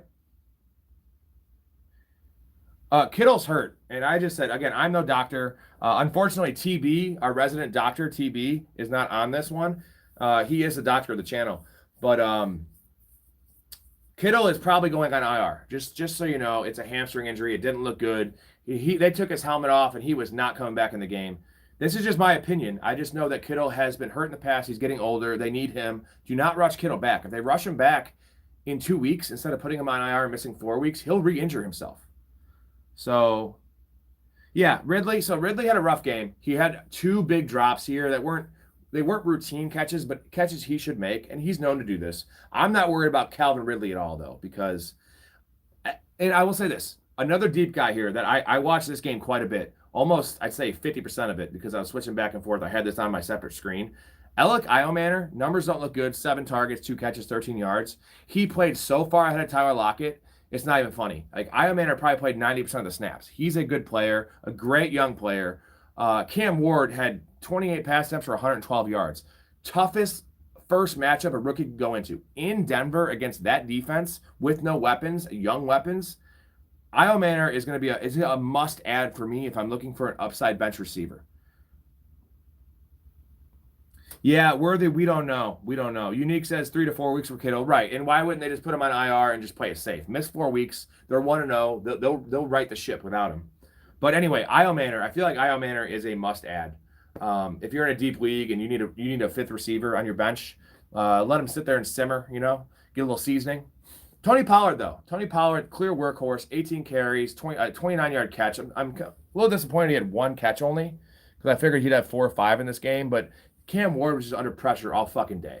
So there's nothing really to take away from Tennessee here. Denver, though, we look at Bo Nix. Bo Nix. This was quite shitty. So again, the final of this game was 20-12, Denver won. This was quite fucking shitty, bro. Oh, he had a fumble. He had 2 picks. He should have been picked another time. He had some really bad decisions. I think the other takeaway here is RJ Harvey. So he saved his day in the late fourth quarter with a 50-yard run. If you take that run away, it's 5 carries for 20 yards. Dobbins 16 for 63. Dobbins was working exclusively as a starter. I would say so. Dobbins looked okay, but I don't think they're gonna. I don't think they're gonna give Harvey a full share until midseason at best. They like Dobbins there, man. Dobbins is better in pass protection. Dobbins is a veteran. Cortland Sutton, of course, touchdown catch, 9 targets. Love that. Troy Franklin was the clear 2, man. He was playing slot, which is bad news for me because I'm a big Pat Bryant guy. And Pat Bryant didn't even have a catch. What the fuck kind of world we live in? I love Pat Bryant. Marvin Mims, typical Marvin Mims, not playing a lot. You can't trust Marvin Mims. Evan Ingram got hurt. I don't know if you guys saw that. Yeah, Dobbins will be fine until he stays healthy. So until Dobbins gets hurt, that's when you're going to have Harvey will eventually overtake him and become the majority in this timeshare, but not for a couple weeks. I don't know if you guys saw Evan Ingram got hurt. So Ingram, I think it was a hamstring or an ankle, but he didn't return. And it wasn't like a blowout, so Evan Ingram just can't stay healthy. Yeah, DB. Evan Ingram got hurt. What do you know? It's fucking routine, man. Guy's always fucking hurt. Anything else in this game? Bo Nix, 18 yards rushing. Didn't look good. Yeah. Hammy issue. Another hammy issue for Evan Ingram, so that's not great.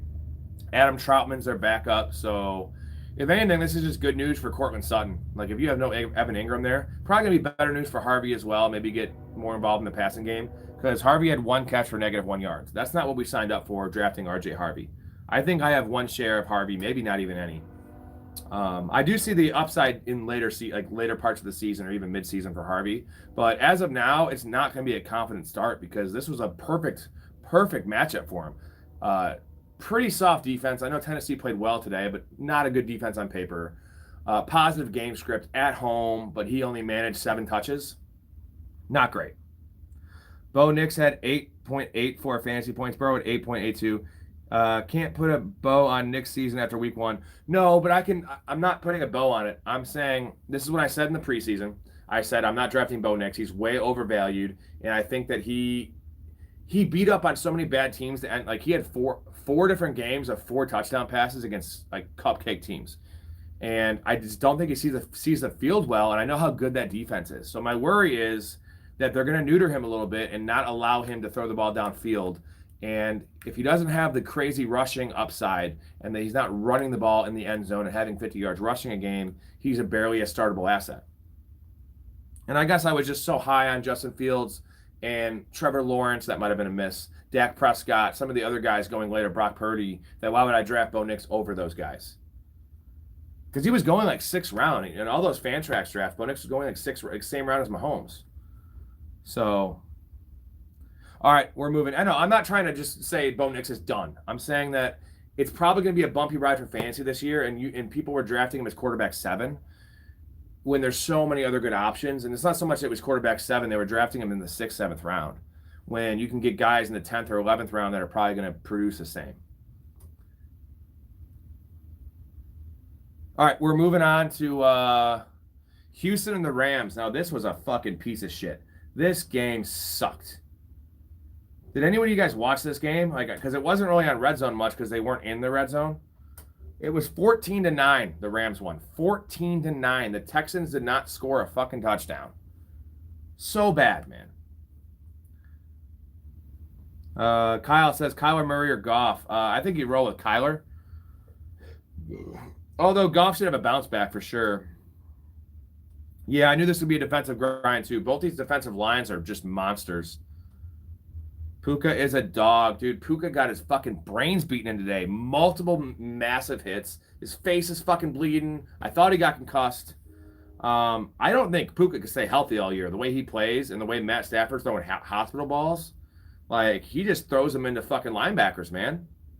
But Puka, what a good player. Let's talk about the Texans here a little bit. CJ Stroud, awful fantasy performance. He was out there grinding, though. There wasn't much available. He was working with some shitty receivers. I think the biggest takeaway is Nico Collins, man. 5 targets, 3 catches, and 25 yards. What in the hell, man? Rodgers or Bryce Young rest of the season in Superflex? I think it might be Rodgers, bro. What is your guys' takeaway on Nico Collins? Like, I don't think I've ever seen a game like this from him. Like, look at like maybe because he was getting doubled the whole time, and you have Jaden Higgins and Xavier Hutchinson and Dalton Schultz and Justin Watson, Cade Stover, like Jalen Noel, like they had rookies out there. Um, 3 for 25, Nico. You killed me, bro. You killed me. I took you in the first round in PPR. You killed me. Yeah, I know he'll be all right. I'm just a little worried about this offensive line is just bad. He will be fine. It's just Nico is one of those like he's been one of those bust-proof receivers where like he's either catching a touchdown or he's having 6 for 80 like every game, you know what I mean? And this O-line is a fucking problem, man. And until they get like Christian Kirk, I mean, get well Christian Kirk. I never thought we'd be saying we missed Christian Kirk, someone to get a little separation and, you know, take a little attention away from him. But when Dalton Schultz is the most like the biggest threat that they're running out there, that's a fucking problem, dude. Nick Chubb, though, I will say, I think Nick Chubb looked pretty good. The numbers aren't like astounding. 13 carries, 60 yards. His vision looked good. He looked powerful. He has some nice cuts. I think he had no catches. He had a target, though. But he was a clear number one there. So what are your guys' thoughts on Nick Chubb? Do you think he is turning into a startable flex option? High-end RB3 for the rest of, at least until we get news on Joe Mixon.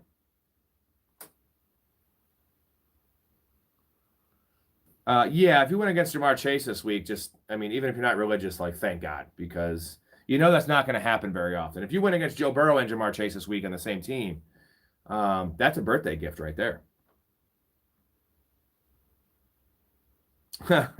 Story says, Cade Stover getting 4 targets is an embarrassment. This is not a serious franchise. I like Cade Stover, though. But, yeah, this is what are they doing here? They didn't put anything around C.J. Stroud. They haven't built the offensive lineup. They haven't given any weapons. Like, he's just going to, like, turn into David Carr? Like, is this right? Is he David Carr now, just getting sacked a bunch? Let's move on to the Rams because Stafford, believe it or not, looked okay. I know me and Story were watching the game, and he texted me saying we saw that Matt Stafford, that QB sneak, that push from the 1 yard line. And I said the same thing to my wife when you texted me. Like, that's a good thing to do when you have a guy with a back injury. Just hilarious. I don't know what he's doing, but so you got Kyren Williams doing Kyren Williams things, 3.7 yards per carry, found the touchdown. Blake Corum just 1 carry. So this is Kyren's job. I think one of the most damning things is that Jarquez Hunter was inactive for this game. So regardless of Blake Corum's 1 carry, blah, blah, blah, blah, blah, Blake Corum is the handcuff here. So Blake Corum needs to be rostered, especially if you have Kyren Williams. But even if you don't, if you have a deep bench, you need to roster Blake Corum. I already have him in every league because Blake Corum is going to be that's what you're going to get from Blake Corum if Kyren gets hurt. 18 for 66. He's better than Kyren as a talent. He'll go 18 for 96. But definitely roster that dude until bye weeks at least. Should I trade J.K. Dobbins or hold? If you can get something for him, like more than you drafted him, and you drafted him probably 9th, 10th round, 8th or 9th, if you can get Javonte Williams or someone like that, I would do it. Corum is so explosive. Thought I would at least get him into the mix. No, Sean McVay is a 1 running back guy, but that is a plus for Blake Corum. In the event that Kyren gets hurt, he'll be a 1 running back guy with Blake Corum. So I love Blake Corum as a handcuff this year. Oh, okay. In the chat, Andre says Corum's not better than Kyren, bro. Please, I know we haven't seen much out of Corum in terms of opportunity in the NFL. Kyren Williams is literally the definition of a replacement level back. He's hear me out. He's scrappy. He's hard. He plays hard. He's gritty. He's pretty good at pass pro. He makes the catches he needs to. He's got a nose for the end zone. But Kyren is the least explosive, okay? Not agile. Am I crazy for this take? What do you guys think? Give me your vote on who's a better talent, Kyren Williams or Blake Corum right now. I want to hear this vote in the stream here. And if I'm like way outvoted, then I'll take the L on this one. But I think it's definitely Kyren Williams is the epitome of an average running back. Kyle says I'm a Rams fan. Who is right? Andre's right or I'm right? Who's Corum? Blake Corum went to Michigan, national champion.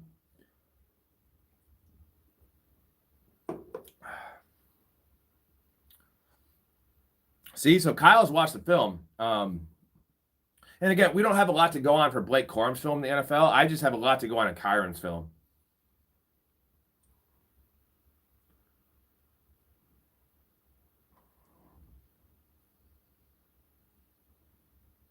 Williams does fumble. I'm not even talking about the fumbling. I'm talking about his ability. Like Kyron never breaks any long runs. He's not a dynamic player. And I'm not saying Blake Corum is. He just has more juice than Kyron. To Sammy, I'm not saying Kyron is a dog, man. And I love Kyron. I have him in 3 leagues. Not a fuckload, but like in the third round, I was all about him because I know he's going to get a lot of work. I'm just saying, like, in terms of talent, he does produce, but again, anyone's going to produce when they get 22 touches like every week, right? He's at best a 4 yards per carry guy. Like, it's fine. We can agree to disagree. I mean, I'm just not a big Kyron Williams fan as a talent. I just think if you give Blake Corum that same role, he would outproduce Kyron Williams. He's small and slow. It's a weird combo, but again, the dude does produce. Like he's a coach's pet and he's a fan favorite. I understand that. Like he's a steady ass dude to score 14 touchdowns a year. They do have to shop in Njoku after seeing what Harold Fannin did, right? Overall, okay, JD says overall speed and burr that take Corum, but Williams is more of a grinder who can break tackles. They complement each other. That's why I would use them both equally if I was the Rams. Sean McVay is never going to do that, like, ever. Like, if he was in, like, an open relationship, he still wouldn't swing. He'd be like, I'm only fucking you, honey. Like, good for you, Sean McVay. But that's just, he's never going to go the two-back system. Every year he says this. He's like, oh, we're going to give Corum more work. We're going to give whoever more work. When Todd Gurley was there, he just ran Todd Gurley into the fucking ground. 4 catches for 52 yards. Okay, we got to get off this Kyron. And they just paid Kyron a lot of money. So it is Kyron's job, though. That's the standout thing I'm saying. Regardless of his talent, he's good enough because he's been an RB1 the last 2 years. But Blake Corum should be rostered as the handcuff because of Jarquez Hunter being inactive. Devontae Adams, not a great game, but 8 targets is good. Puka's just a monster, dude. 10 for 130. Had a carry as well. Tutu Atwell, disappointing. I don't want to talk about that. Can you see a Burden breakout game tomorrow? I don't think Luther Burden's going to play more than like 12 snaps tomorrow. I think Zacchaeus is going to play ahead of him. I think they're going to play a lot of 12 personnel with 2 tight ends in the field. I think they're going to be throwing to running backs. I could be wrong. I think it's a couple weeks early for the breakout there, if it happens this year at all. But you know what? I will say Luther Burden played well in preseason. He was making some awesome blocks around the goal line, which got the attention of the coaches, which that was one of his knocks coming out of college. He's kind of a knucklehead, kind of like a nonchalant dude. So he did show that he's going to put the work in. So we'll see. They love the talent, right? They took him in the second round. The way Puka plays is crazy, man. Did you see his eye? Yeah, Puka, I love him to death, but he's so scary to have in fantasy because, like, he plays too hard, bro. It's like, chill out. He's going all out on blocks, running over the middle, never quitting. Like, occasionally you guys get down, bro, and stop taking hits. I hope DJ Moore gets 8 to 10 targets. I know everyone's talking up Rome. Good call, too, Sammy. DJ Moore is more of an Amon-Ra St. Brown player, and I hope they use him like that. And I will say this. We don't know what's going on in the Bears' backfield. So I think DJ Moore could be getting a couple carries out of the backfield, a couple little swing routes, which could boost his value for tomorrow or the near future. Okay, anything else about this Rams thing? The Rams defense is for real. And I think also the Texans defense is for real. So we saw that today in this game. Devontae is smart. I watched him let his guy get tackled and not block anybody. That's right. That's Devontae Adams, right? Got a little bromance going there. I love it. We're moving on to Detroit, Green Bay. This was a little whack because Detroit looked like Detroit of my childhood. This was fucking terrible. 27-13. Green Bay, the score doesn't even reflect because the Lions got a deep touchdown. Score does not reflect what happened in this game. Jared Goff, 31 for 39, okay. 225 yards only, a tutty and a pick. Jahmyr Gibbs, 9 carries for 19 yards, 10 catches. He did have 10 catches. 10 for 31. So Gibbs had 19 touches for 50 yards. You know how hard that is to do when you have a player as explosive as Jahmyr Gibbs? Dude, everyone bust. Everyone bust. Jameson Williams, 4 for 23. David Montgomery, like, I think Sam Laporta is the only one where you drafted him that kind of produced what you expect in this game. Tesla got in the game late, of course, catches a touchdown. All Tesla does is catch touchdowns, man. Green Bay. Jordan Love, 16 of 22, only 22 pass attempts, 188 yards and 2 tutters. Josh Jacobs is the workhorse there. This should have been a better game with the game script. I'm surprised he didn't score more points. I guess he only had 1 catch. Yeah, Goff, story says Goff was under so much pressure. All he could do was dump off to Gibbs. That was the perfect combo of under pressure, outdoor game. Jared Goff is a mere human, maybe even worse than that when he's under pressure. He can't move. His arm isn't strong enough. He can't make plays. When you have Jared Goff on time and you have good scheme around Jared Goff, he's like an all-pro. When you put Jared Goff in a less than ideal situation, he is below average, man. We've seen this time and time again. I will say, we're back to square one with this wacky committee of receivers in Green Bay because Wicks was coming into the year hurt, Reed was coming into the year hurt. They both played, and look at this distribution here, man. I'm scared as hell. We were sold Matthew Golden as the golden boy, the number 1 receiver here, and he gets 2 targets. So. Well, actually, Story says he quoted my Tesla quote. He said, "Accepted college." He didn't even catch anything in college, but he's played 3 professional games. If you want to count I'm counting preseason, but he's had four games. He only played 1 series in the first game in preseason. He's had 3 touchdowns, and he played 2 series in this one. He didn't even play many snaps. So Dubs played well. They all look good. Wicks had a couple nice catches. Tucker Kraft had a badass touchdown catch. I'm pretty salty before that touchdown catch. Love had Kraft for a 45-yarder, bro, down the seam and just overthrew him. So this should have been a bit bigger game for Kraft. I'm not worried about Kraft. He was out there an awful lot. And this offense is going to hum, baby. Hum.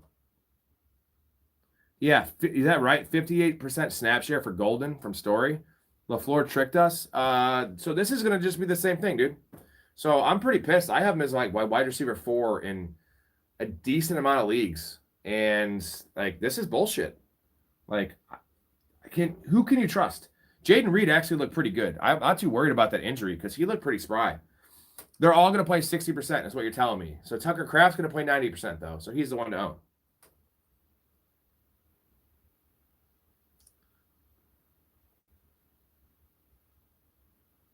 What's your honest opinion on Micah? Was that performance worth $47 million? Well, he only played about 19 or 20 snaps. So I think Micah, what's important about players like Micah Parsons is not necessarily their stats. It's what he allows you to do on defense, the versatility, and he makes everyone so much better. The linebackers, the defensive tackles, the other D end. It makes the secondary better because it's not so much the sacks, it's the hurries, right? He's a master of I think he leads the NFL in hurries the last 3 years, which is an underrated stat because especially against someone like Jared Goff. Look what happens, dude. Dump down to the running back, interceptions, fumbles. Definitely worth it. We'll see with Micah Parsons, but who cares about the money they're paying him? They got an elite 26-year-old pass rusher, and the Cowboys are just idiots. Story, good point. I'm going to try to sell all my Packers shares outside of Kraft and Jacobs to the local Packers fan. Yeah, I think Kraft and Jacobs are the only ones you can trust in that offense on a weekly starting basis because it's just going to be maybe Jordan Love. I think Jordan Love also because they're going to be in some more shootout games. Maybe you could say they won't because Detroit is the ultimate shootout team and they just shut them down to 13 points. Technically 6 points because that last touchdown they scored was with 2 minutes to play. I've never seen the Green Bay secondary look that player though. Micah tends to disappear later in the season though, at least with the Cowboys. Because they've been losing, right? I'm not trying to defend the guy, but I feel like he's he's going to try to prove Jerry Jones wrong, which from what I've heard from every player that like has worked alongside Jerry Jones is like when you're with him, you're your friend, and then after he's an asshole. Look what he did with Jimmy Johnson. Like he's a prick. So like he literally disrespected Micah Parsons, and he might as well have pulled the old spit in the face routine. And he's gonna come back and just try to prove him wrong, right?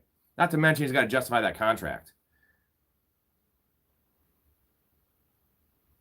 Defense is so good, it can always just be a Jacobs game. Not sure Love is going to be anything more than a streaming option. That's true. I mean, because it's like, when are you going to get in shootouts with this defense? But again, we've seen defenses come out strong, get some injuries. Like, I think they're a top 5 defense, though. I think they kind of were last year, too, when that's without Micah Parsons. So,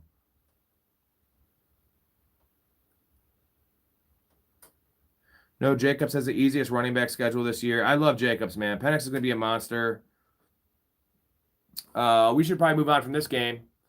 Again, we have 35 likes in here. We're almost up to the sub limit. So if we can get 15 more likes, I am going to pick someone and give you a free $10 bet. And I'll Venmo you the money when you win, if you win, just so you know. Why the hell not? Is that all the games? Oh, it is all the games. We can talk about tonight's game too. I'll put that bet up here one more time for you guys, just so you can check this out, because this is my, this is what's up. Made my day. I won 3 parlays in this game, but I'm just going to put this up in the pod just because it's the second year in a row I've won a bet with this kind of odds, $10 to win over 1,600. Dalton Kincaid, 20-1 first touchdown score. Fucking love it, man. So that's why I want to give you guys a free bet if we can get the. I got to stick to the rules, though, because rules, son. Top 3 game I've ever seen in my life, dude. I think so as well. Especially when it's opening week, right? This is the prime time, the prime of the game. Sunday Night Football, dude. How did you know this shit would happen? I mean, I lose a lot of them too. Dalton Kincaid was 20-1, plus 2,000 to have the first touchdown score. So that's the long shot, right? If you hit that, all these other ones were normal lines. Baltimore needs a pass rush, that's for sure. Allen handed a lot of people a loss in fantasy, man. We're going to get to the box score here, talk that up, and then answer a few more questions, and then I am probably going to be out for the night. What time is it? It's only almost 2 o'clock in the morning. It's no big deal.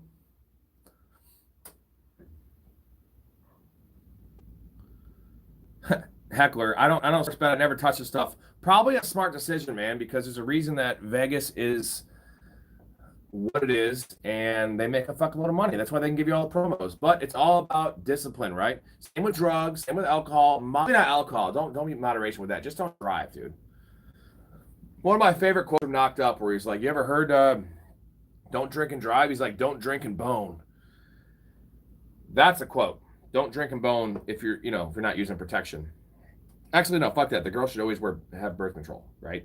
It's not our job, man. Can we make a Bears-Vikings same-game parlay? Andre, I think we should do that. We want to do that right now? Jordan Heckler won't be involved, but maybe, no, you know what? Jordan Heckler, let's heckle Jordan and get him into sports betting. We're like fucking drug dealers, dude. You want to buy some of this shit we're selling, bro?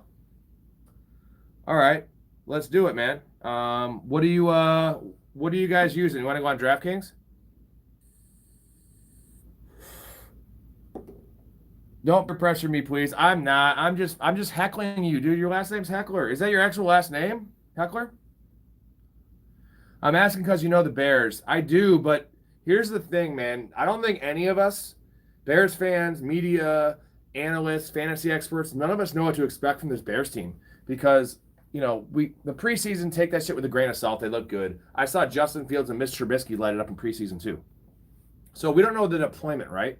But we can make this one. I'm not going to bet it just yet. I'm going to wait for a boost because I only do parlays with boosts because I don't like losing money because most likely they're going to lose, but we're going to win this one, right? So we are going to find, I'm just going to go on my phone. We're going to look at some odds. I'm pulling up DraftKings. You guys want to pull up DraftKings? And we're going to find something here. I'm gonna get my pen and paper real quick. As a Packer fan, I'm really liking Swift tomorrow. Yeah, dude, Swift, there's no one behind him, bro. My time versus your time tomorrow. My team versus your team tomorrow. All right, give me like 30 seconds. I'll be back, and I'm gonna get my notebook here.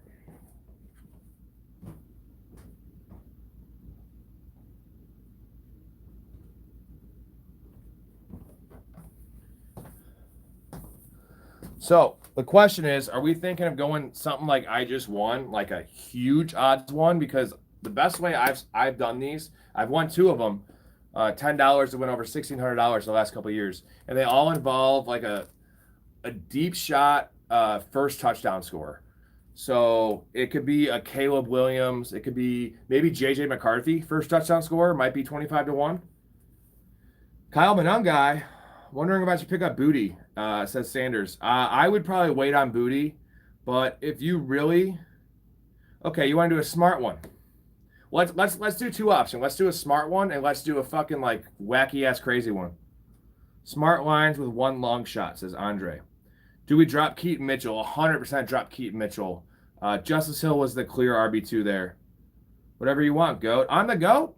Dude, I do have farm animals, so I mean, I guess you could call me that. We are going to get to Cole Kmet is going to score the first touchdown. Dude, I was actually thinking that after I won that one tonight. Cole Kmet, we're going to look at his odds. But let's do the safe parlay first. Like a 3-player parlay, like maybe a 6-1. That sound good?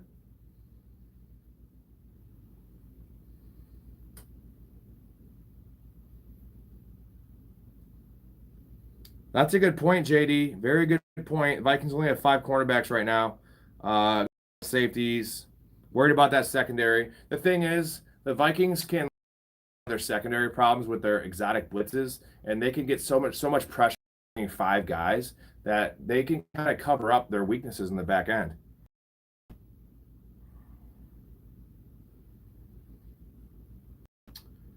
Okay, so I'm just looking here. One thing I love in this game, I'm going to tell you right now. DeAndre Swift, 80 plus, rushing and receiving. What do you guys think about that one?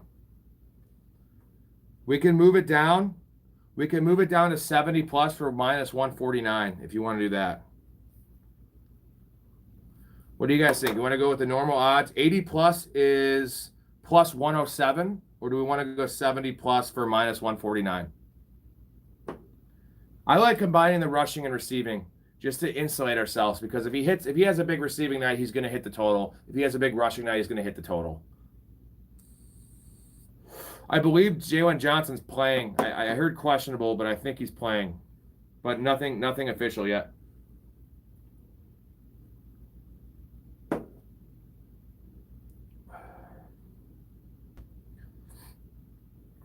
All right, so we have Swift. 80 or 70, depending on what we choose. We like that one. Let's go over the Viking side. I want to go over the Viking side first. I think we got to go. What do you think? Since it's hot, it's first game for JJ McCarthy. We can get Hawkinson at 40 plus yards for minus 129. Swift over 75.5. That's the over under. Okay. We could either do 70 for a little bit of juice or 80 plus for a plus money.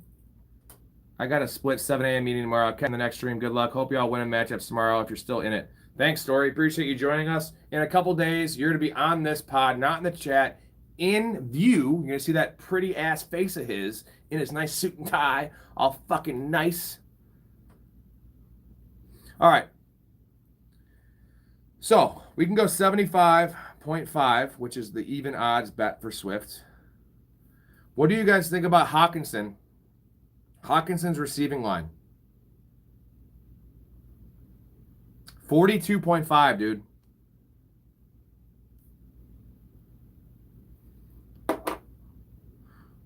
Rookie quarterback. Gonna rely, I mean, we have no Addison in this game. I think that's definitely an over. So we have Hawkinson 42.5. We have Swift 75.5. What should we look at for the third leg here? We want to go for a game line, maybe an alt game line. I kind of like the over 43.5. And I'll give you a couple of reasons why. If you look at the totals in today's games, I want to say, well, there was 14 games today, 13 games today. I think 9 of them went under, dude. 8 or 9 went under. So I know this is kind of like a gambler's fallacy thing, but 43.5 is kind of low. I think we go over. So we like Hawkinson. We're going to go over on Swift and Hawkinson. I think we just take the game total. I think we take over 43.5. What do you guys think about that one?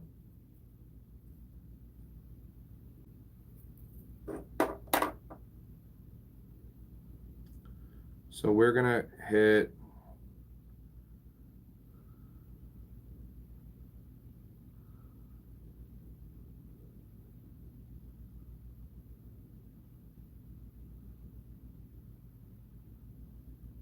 okay, we like that one. So we're going to do, I'll get you the odds here in a second. Give me receiving props. Over under, baby. Hawkinson over 42.5. Rushing props. We're going to go 75.5 for Swift. I like that. Now we're at plus 465. That's without a boost. I feel the Bears in Minnesota is going to be a shootout. Yeah. Okay. What's up, Jose? We're just making we're making a combined parlay here. I'm going to switch the screen here to show kind of our motivation. Now, this is a deep shot one I hit tonight. $10 and win $1,600. So we're going to, after we make our safe parlay, we're going to try to make a deep shot just like this tomorrow. Maybe not quite this deep because Dalton Kincaid was 20-1. Good to be alive, dude. Totally true. And football's back, so it's better to be alive, right?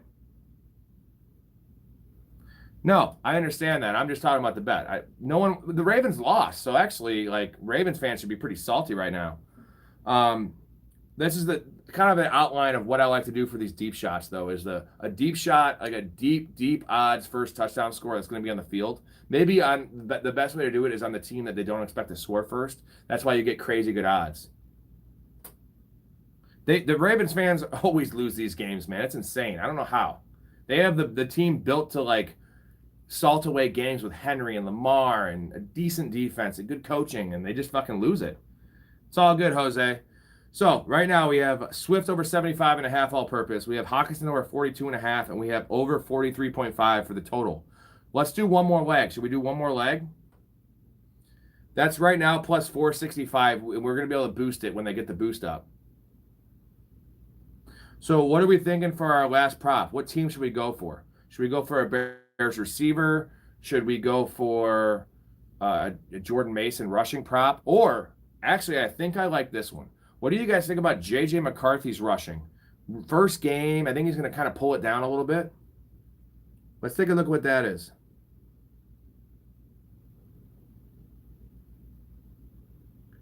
Where's rushing yards over under?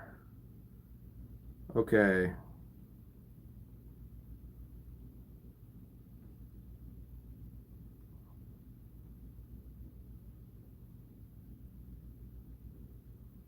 J.J. McCarthy, 18.5.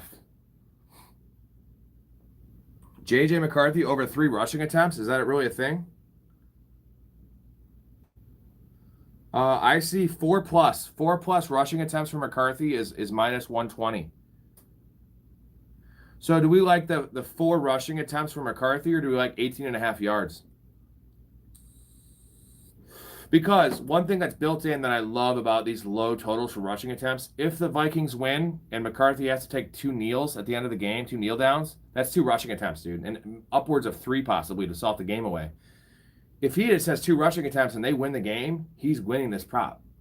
So do we like 18.5 yards for McCarthy, or do we like 4+ rushes? 4+ rushes is minus 120. 100% scrambling lanes, dude. So do we like the yards or do we like the attempts? I like both, but you can't do both of them. They don't let you do both. Or it's not worth it because the odds don't change that much.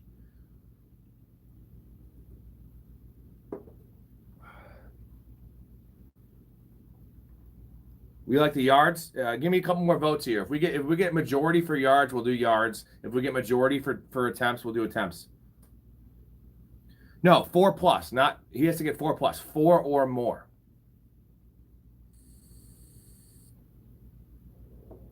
The nice thing is you get the kneel downs. If you think Minnesota's going to win the game, we got 1 for attempts, 1 for yards. I think I'm leaning towards attempts, but I'll just take whatever you guys think. I go with the 4 attempts. We got 4 attempts. If we get 1 more for attempts, we're going to go for attempts here. I'm going to write it down. And if you want to do yards on yours, JD, I don't blame you. So I like that one a lot. Rush attempts, 4 plus.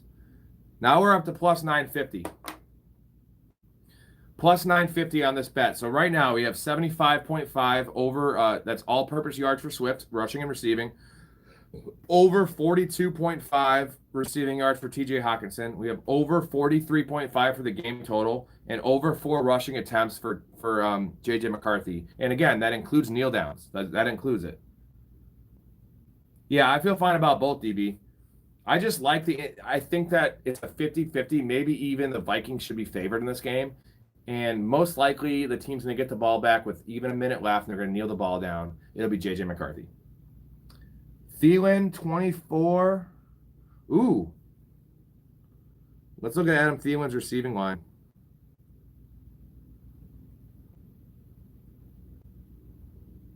Now, Adam Thielen for 25 plus yards is minus 179. Adam Thielen, 31.5 for Thielen. Do we want to throw Thielen in this, or are we good with these 4? Because these 4 right now are plus 950. I'm saying if we want to get something safe that's like more likely to hit, the more legs we add, just the more craziness we're adding in there. Hey, it's up to you guys. If you want to add Thielen in and make this a five-leg parlay, we'll just see what it is. This would make it plus 2,000. This makes it 20-1 odds if we want to add Thielen into this.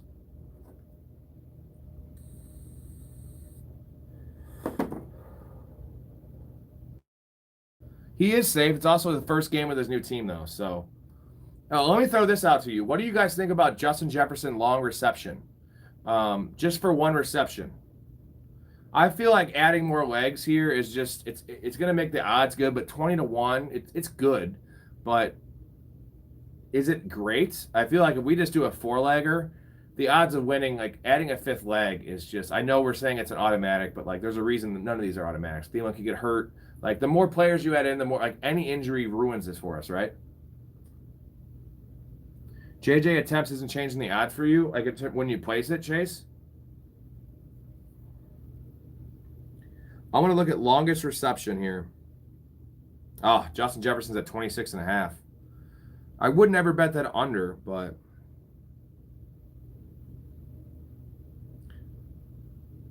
ooh. The long for JJ is 26.5. That's pretty long, dude. What do you think about this one, though? Reading this. Adam Thielen under 16.5 longest reception. That's weird, man. Yeah, it moved up to me for plus 950, so.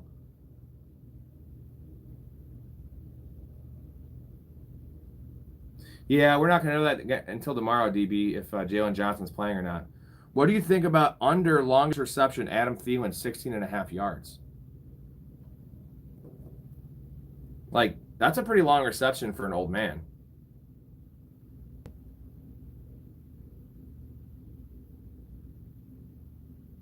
Okay, I get it. All it takes is 1 play. I understand that.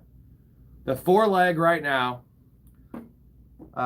it is DeAndre Swift over 75.5 rushing and receiving yards, 42.5 for TJ Hawkinson, that's receiving yards, over 43.5 for the game, over under, and over 4 rushing attempts for JJ McCarthy. That includes kneel downs.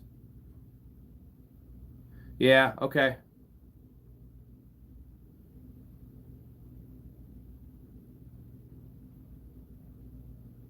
Ooh, Sohab, I like that. Over JJ yards, first half Rome over 19.5, and over DeAndre Swift 14.5 yards receiving. I say we keep the 4 legs and then go on to the long shot. Okay. I am going to, do I get a boost? I do get a boost on this one. I'm going to throw, it's with the boost, it's plus 1,400. So 14 to 1, plus 1425. I'm going to throw 20 on that guy. I could bet up to 30, but I just want all that money. I'm just going to keep it conservative here. I do like this one a lot, man. I am going to, here's what I'm going to do. I'm going to put that up on the screen here in a second. Give me a second. Like I said, on Tuesday, I'm getting my laptop. I'm going to get all this shit. The production value, going to have a full screen. I do apologize for the fact I'm doing it on the phone. I'm trying to get you guys the information, build the channel the best way I can at the moment. All the full-length pods are like produced, edited, all that, not like this. But for live streams, this is the best I have for right now. But give it 3 days. It's going to be so much better. I do appreciate all the repeat guys in here. You guys are super fucking awesome, and we're about to make some fucking money, boys. I don't know if you guys tailed my bets this week for beating the odds, my Friday show. I did lose the Bengals bet that I was harping and screaming at people. They were screaming at me, but both my rushing props won, Jaden Daniels and Justin Fields. So I'm 2-1 to start the year.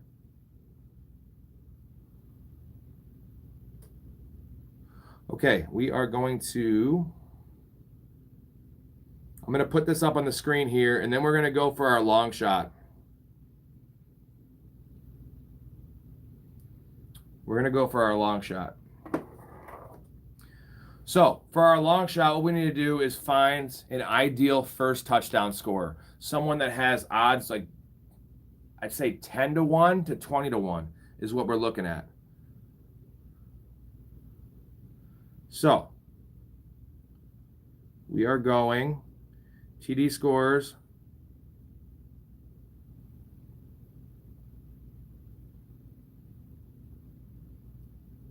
Caleb Williams right now is 20 to 1.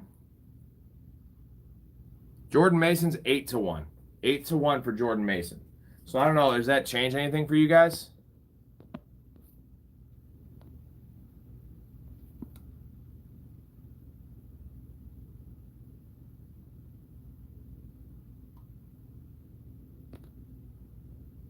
All right. Pull the bet up on the screen here.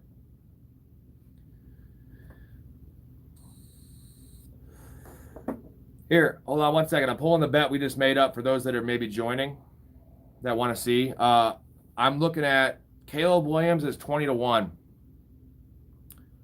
So here is our bet right here. I think that's pretty fucking feasible, boys. So Loveland is 18 to 1. Cole Kmet's 25 to 1. JJ McCarthy 25 to 1 for first touchdown.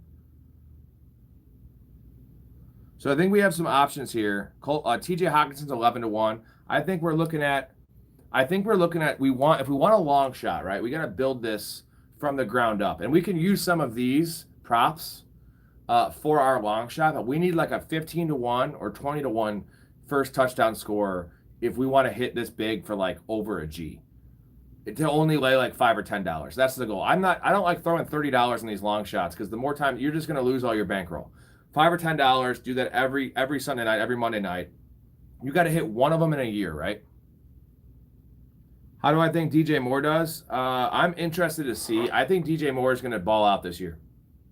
Unfortunately, I think I have 1 or 2 shares in fantasy. I have a decent amount in best ball, but in my 25 redraft leagues, I only have 1 or 2 shares. I think it's because I was really, really about taking Ibuka and Pearsall and some of these other guys. Calvin Ridley, I know he didn't look good today, but like guys like that over DJ Moore or in that same range. Cortland Sutton, DK Metcalf. Like I'm taking DK over DJ Moore all day.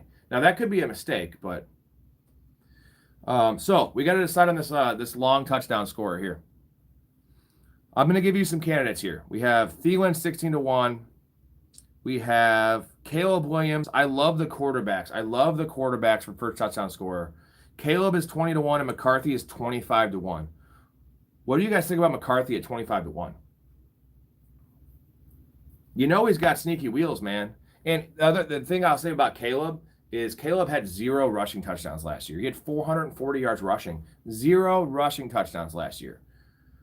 I think Caleb might be the play here. I think it's one of the quarterbacks. We want to go for a long shot. We're looking at 20-1 and 25-1 for both quarterbacks for first touchdown of the game.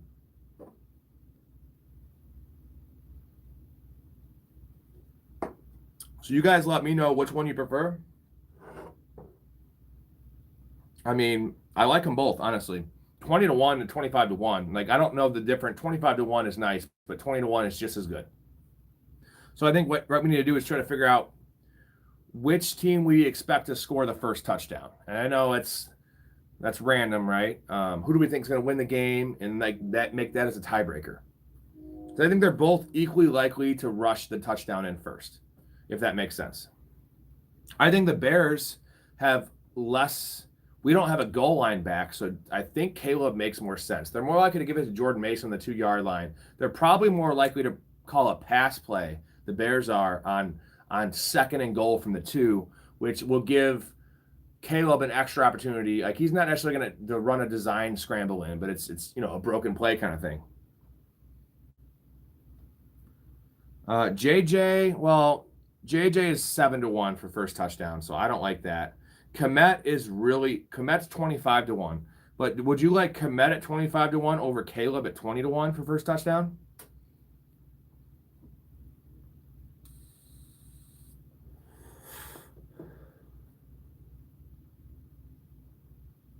Oh, Carlos says, sorry, what about the rookie for Bears, Loveland, or he's talking about Luther Burden? So you like JJ McCarthy at 25-1 over. Oh, I get you. My bad.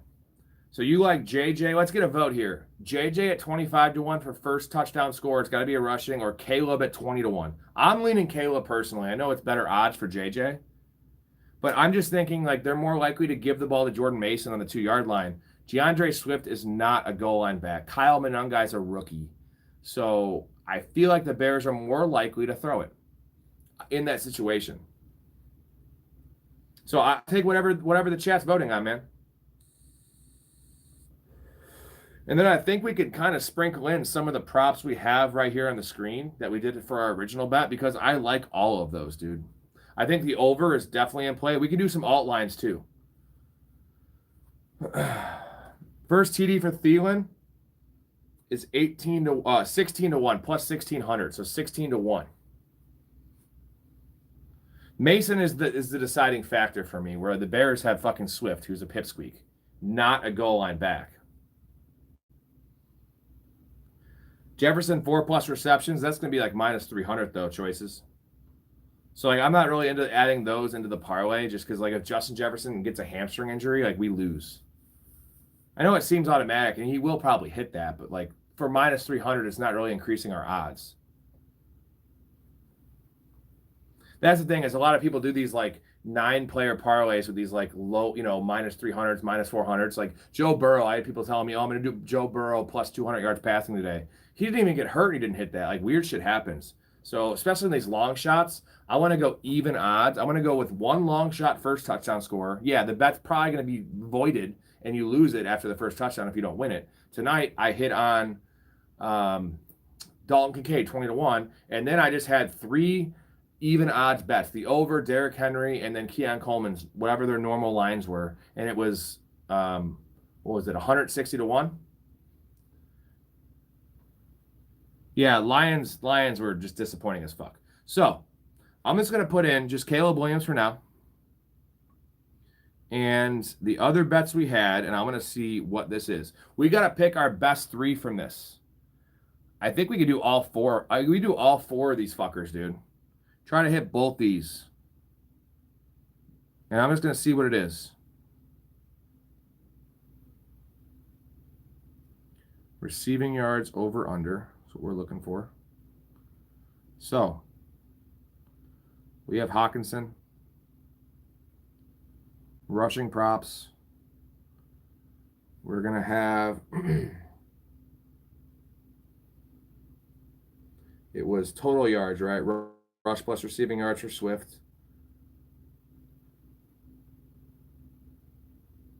Rush plus receiving over under. Swift. And then over in the game. It's going to be a 5-way parlay, but fuck it. Let's fucking go for it, man. We have Swift. We're going to go with the rushing attempts for J.J. McCarthy.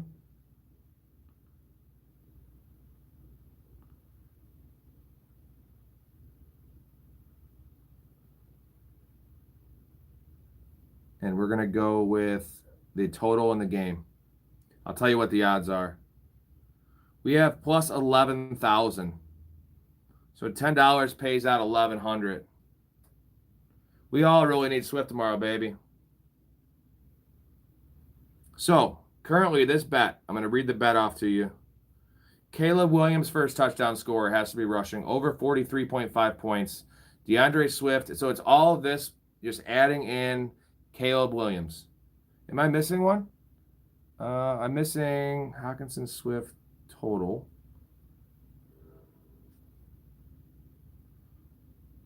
Am I missing one? I am. I'm missing J.J. McCarthy's. There it is. That's going to make it even better. Oh, it's on there.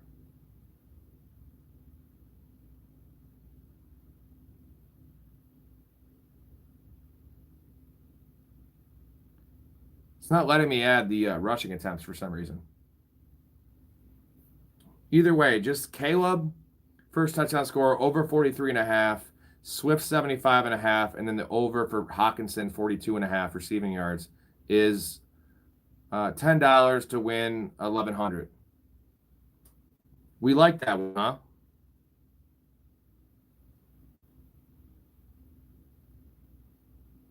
I'm throwing $1 on it right now.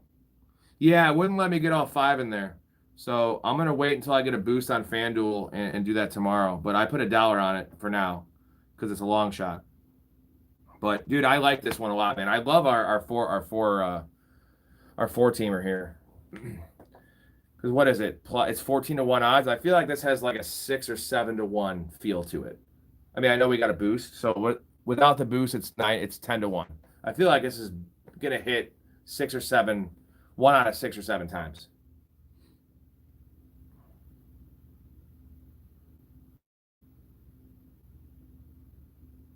Dude, I love these, man. All right, I got my last beer to finish here, and then I got to log off for the night. We are almost, if we get 50 likes, man, I'm going to give away that $10 bet. So whoever's in here, I'm going to pick one of the subscribers and one of the people that like the video, and I will message you, and I will get your $10 bet for next week, and I will place it for you. And if you win, I will Venmo you. I know it's not a lot of money. Again, I don't make a single dollar for doing this, but I'm trying to just, give back. Soon enough, I will be monetized, and whatever. I don't really care about the whole super chat thing. It's going to be an option. If you guys want, if the chat ends up blowing up, it is what it is. I try to do my best to get to everyone's. I mean, why the hell not, bro? This is my 4th year doing this pod. I've only spent not much, a couple grand on it with equipment. Obviously, you don't see the equipment now, but I have lights in here. Nothing too crazy. Just mics and all that shit. Unfortunately, the live stream, my mic makes it super fuzzy. So once I get my laptop, it'll be better. But just so much time I put into this in 4 years, probably 500 fucking videos. Only lost money, only lost time. But like, obviously, I do it because I love it, and luckily, I have a fucking saint of a wife who tells me to, go for my dream. And this is my dream. I love fucking football. I love gambling. I love talking. I love podcasts, bro. I listen to podcasts all the time. I love Joe Rogan. I'm a big Bill Simmons guy. You guys listen to Bill Simmons at all? BS Report was the original show, but The Ringer. Love Bill Simmons, dude. So some of my, inspirations. Bill Simmons is the best. I definitely would recommend the Rewatchables if you like movies. One of the best fucking pods, man. That's what we kind of copied the model on our show. So in the winter, once football's over, between like January and I'd say April, when there's no football shit to talk about, we do our favorite movies with that same formula. 4 likes, dude. I got this beer, and unfortunately I drink beers fast, but I'll sip on this one a little bit to hang out with y'all.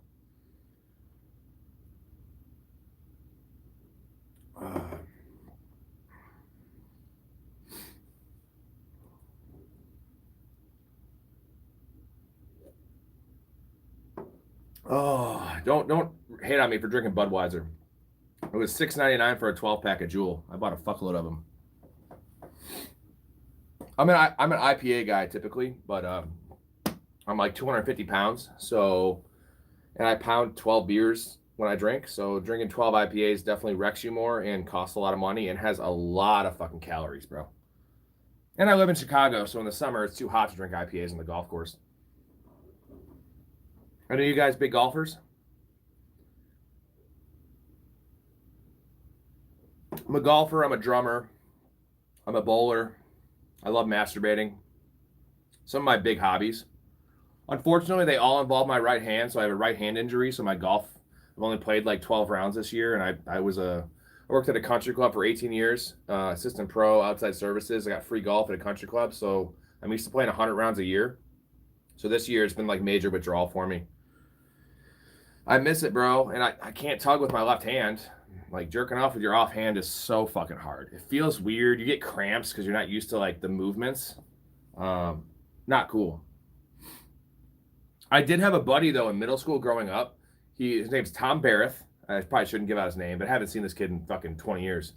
Was a gymnast. He was like fucking 5 foot tall. Used to be able to suck his own dick.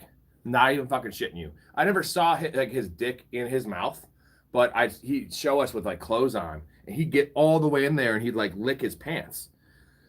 Fucking wild, bro. I guess the question is, if you could suck your own dick, would you? Now, most of us heterosexuals, right? We'd say, oh, absolutely not. That's super gay. But it's your dick.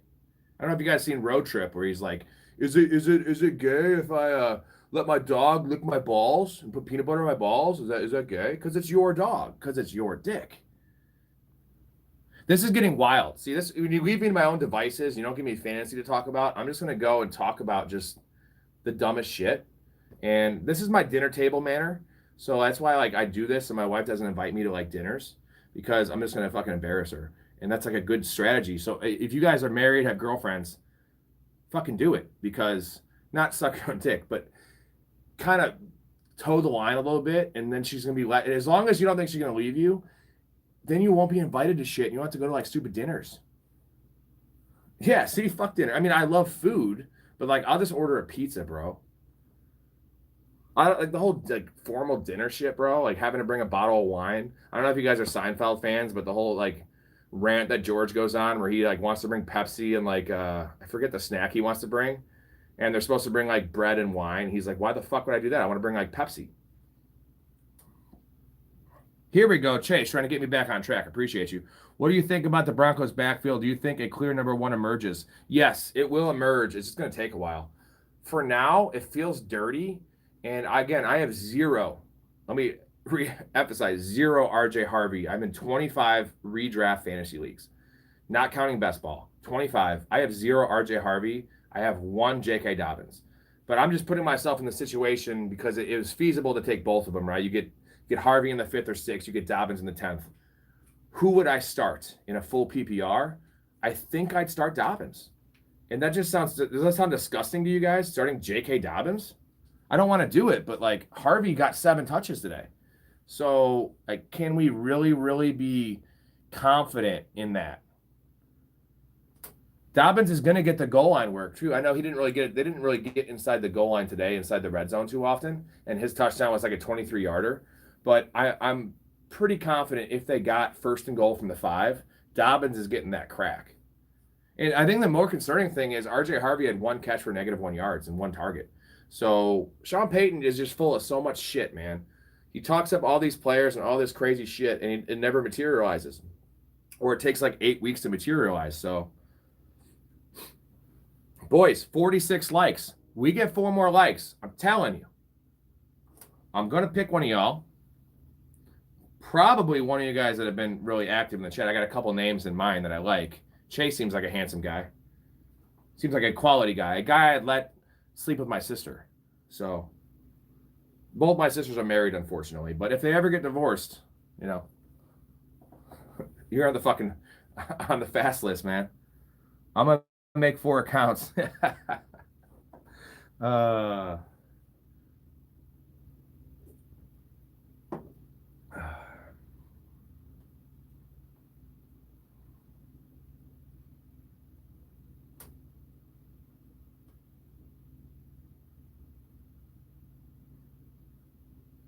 hey, man, are you saying because I think you're a great guy? I'm not like this hardcore Bears fan. I'm a fantasy fan, a gambling fan. I like money, and I love football. And I wasn't alive when the Bears won the '85 Super Bowl, right? So I have no issues with Packer fans. Like I think they're pretty nice fucking people. I have a problem with Philly fans, Eagles fans, Philly fans in general, Philadelphia sports fans. Although so I've met some people from Philly and they seem pretty nice, but in terms of the sports fans, Philly fans are fucking the worst, dude. They're fucking assholes. Steelers fans are really awesome. Um, Browns fans, no, there's no Browns fans. Who are we kidding? No, Packers fans are pretty cool, man. I'm jealous, dude. You guys have had. I'm not the biggest Jordan Love guy, but I respect him. I think he's solid. You guys have had 3, and I think Brett Favre is one of the most overrated quarterbacks ever. Dude was a walking interception. He's the Nolan Ryan of quarterbacks. But you've had 3 all-time quarterbacks. Well, 2 for sure. I mean, you follow up Brett Favre with Aaron Rodgers, and now you have a Pro Bowler in Jordan Love. It's fucking crazy. Like, and you guys aren't too mean about it. I mean, I feel like it's all in good fun, right? And like you are the guy that's like, it's like the guy that's had like the super hot girlfriend that's also really cool. And we're, as Bears fans, we're the guy that has like the stupid fat whore that's also just like boring. So like we get like the stupid girl that's just also not fun and just obnoxious. And you get this like dime piece who's like super awesome that like watches football and like blows you regularly. And I'm stuck with like a fat chick that doesn't suck me. Again, this is the Bears fan thing. My wife is like the dime piece that I'm talking about. But in terms of fandom, you guys just lucked into, and you have a great organization. That's the point. Packers, great organization. Bears, shit organization. Brett is Jameis, but successful. Damn straight, man. Brett Favre.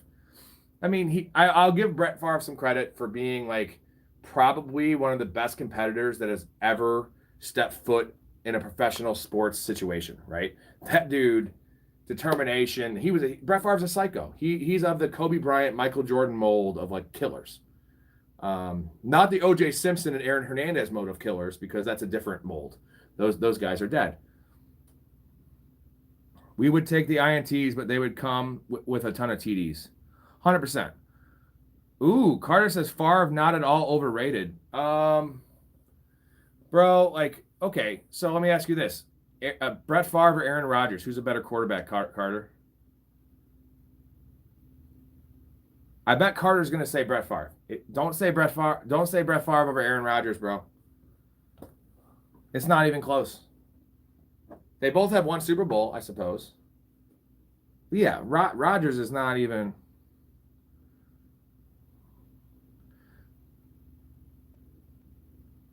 He did play through broken bones and a bunch of injuries, and he was probably concussed his entire career. That dude probably had 20 concussions. I'm not trying to say anything. Like, dude, Brett Favre, I just said, probably the best competitor that's ever played professional sports. In terms of a quarterback, like some of the interceptions he threw to lose games is just like crazy talk, man. Remember the interception, the last one he threw on the Vikings against the Saints that was the Bounty Gate, right? He must have been concussed in that one, but this is 40-year-old Brett Favre scrambling to his right across his body, right into the safety's arms. Chase, good point. Even Brady says Rodgers was the greatest passer ever. Rodgers is the greatest passer ever. Peyton Manning is the greatest processor ever. That dude was a coach in the field, like so smart, right? He's a computer out there. And Tom Brady is probably the best. He was the best winner, and almost up there with Brett Favre as termed as a competitor, underrated competitor, a killer. So I do think I think if you put Peyton Manning on those Patriot teams and you switch Tom Brady over to the Colts, I think that they might have had more success with Peyton Manning. Maybe call me crazy. I know Peyton Manning had better weapons on offense and Brady worked with less, but he had Belichick. We got Paul saying, I got Henry, Hubbard, Kamara, Jefferson, Zay, Bowers, 4 quarterbacks, 2 other tight ends, Murray, Purdy, Fields, Love. Trying to see what crafty trade I can make. Who should I shoot for? So you have Henry, Hubbard, and Kamara. Okay. Jefferson, Zay. So I don't know who your other receivers are. You have Bowers. So 4 quarterbacks, 2 other tight ends. Murray, Purdy, Fields, Love. Honestly, as much as I love Justin Fields, with the depth you have, I think you trade high on Justin Fields, and you pair that with a wide receiver or someone. Giants, Robinson, Downs. I think you trade Zay Flowers, and I think you trade Justin Fields, and you try to get yourself a 3rd-round receiver, right? So I'm trying to think of an example of a 3rd-round receiver. A JSN, right? Someone like that. Lad McConkey, actually, dude. I'm not even a big Lad guy, but some people are freaking out about the fact he was 3rd on production in that team. If you could trade Justin Fields, you could trade Zay Flowers for Lad McConkey, you do that all day. I think here's the thing I always tell people in fantasy, especially in shallow leagues. Trade, you don't want to be the guy, unless you're really hurting with injuries and bye weeks and shit, and you're in a must win. You never want to be the guy getting 2 players and trading one. You want to be the one, you want to be the one getting one player and trading 2. And then you pick up someone off your wire. So you don't want to get 2 players for 1. You want to get 1 player for 2. That's the easiest way to take advantage of the dumb scrubs, right? Damn, dude, I appreciate you guys hanging out with me. I get a little lonely, and I don't sleep much, so. It'd be fun. I mean, I've had fucking like 13 beers. You think I'd be sleepy, but football got me jacked up today, man. That was a great Sunday. That big hit I had betting. I think I won. I think I'm going to go like 15-10 in fantasy, which doesn't sound great, but every winning week you have, when you play 25 leagues, you just set yourself up for the playoffs. I make 18 playoffs. I make 5 finals. I win 4 ships. Make that money, baby. Choices: Colson Loveland 30+ receiving yards, Swift anytime TD, Aaron Jones 50 rushing, Aaron Jones anytime TD, Caleb 225 passing is 37-1. Okay, that's a lot of legs, but I'm a little worried about Hubbard, to be honest. But I mean, he did actually get more work. I thought Rico would play more, especially when they were losing. That's a little weird. That offense is just looking bad, dude. If Bryce Young is back to like the Bryce Young from his rookie year and early last year, you're gonna have issues with Chuba Hubbard. Because I mean, what are you getting? You're getting a starting bell cow running back. I'll give you that. That doesn't have pass catching upside on a bottom 8 offense. Not a recipe for elite production. So you're gonna be getting middle RB2 production when you drafted the guy as like a front end RB2.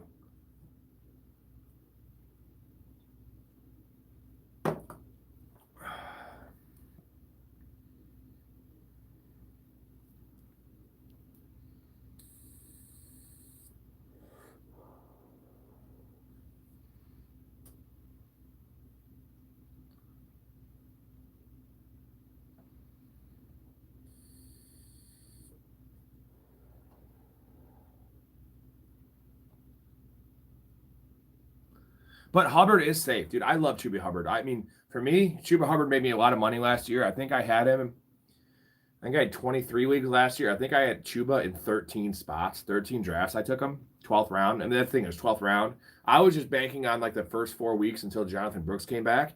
And it was awesome. Jonathan Brooks got hurt again. I'm sorry, Jonathan Brooks. I'm not trying to root for your injury.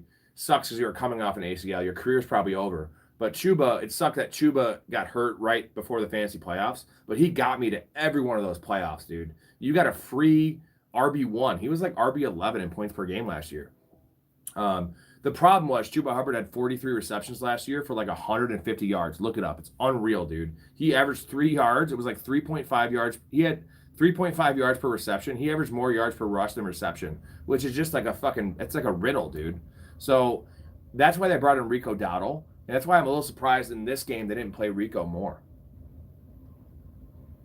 All right, I'm going to log off, but you guys, you hit it pretty close.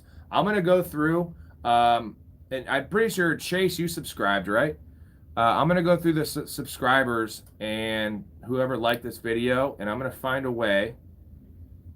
Give me 2 players for ADT. What does that mean, ADT? Sorry, bro. I'm hammered, so. I'm not getting off quite yet. I'm just kind of giving you a little. Yeah, Chase, I do see you on here. So I'm going to find a way to do a random spin. Stay on here for a second. So if one of you guys win, I'm going to give it to one of you guys that are in here now. Oh, 3 players, 2 players for anytime touchdown. What? Choices? What is that? Plus 440? How much did you lay on it, dude? Was it like $5 or just like $1? So what, $1 paid $440, right?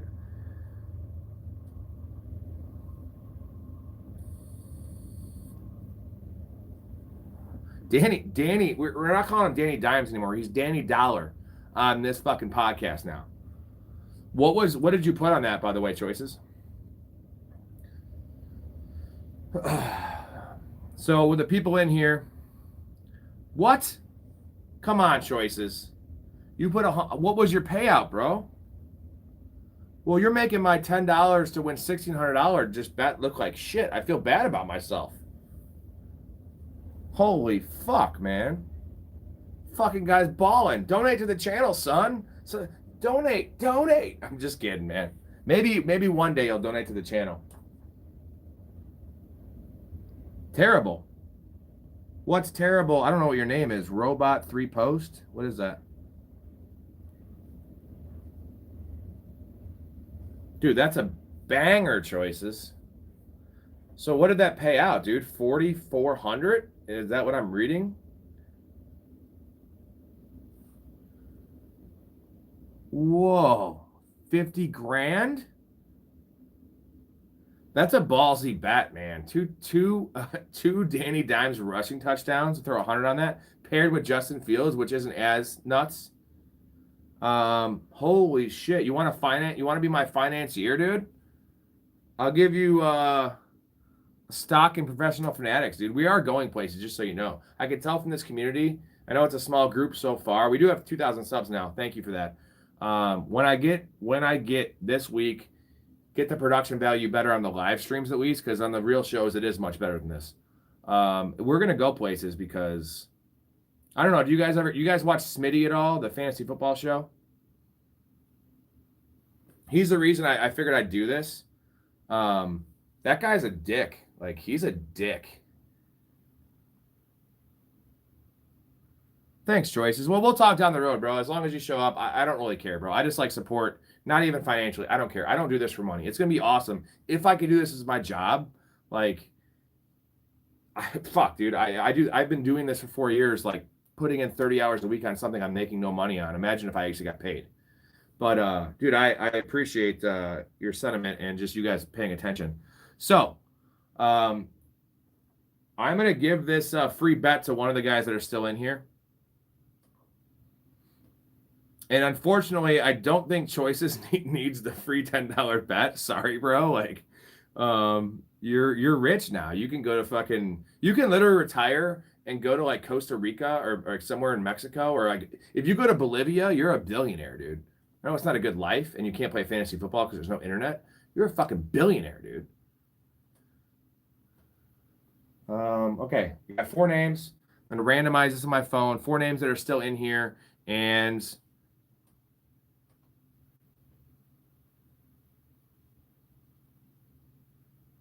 Chase is the winner. Chase, you are the fucking winner, bro. We didn't get to 50 likes, but we got like 60 subs, so that evened out. Chase, you're the winner. After this ends, go to the channel and yeah, Choices, you're our deep shot gambler of the day. So I'm just saying, if we want to go and look at these hits, man. So we got Choice. We got Choice in this motherfucker who is just crushing ass. We got this hit for me tonight. So I think if we combine our powers, we can beat the books, right? Crush the books, if you will. I only ask for 5% of the winnings. Hey, man. The problem is if we lose, you got to pay 5% of the juice. Chase, After this video, go to my the recent actual video I posted, like under videos, not live stream. It's Beating the Odds, week 1, the gambling segment on Friday. Post in the comments, post your number or your email, whatever you want, and I'm gonna get a hold of you, and you're gonna make your pick for. You can make it for tomorrow night if you want. If you want to wait till Sunday and have a bigger slate of games, make your pick. I'll place a bet for you, and I'll pay you out if you win. So, dude, I appreciate all you guys. This was awesome, man. I know there's still 36 people in here, but we've been on for like 2.5 hours.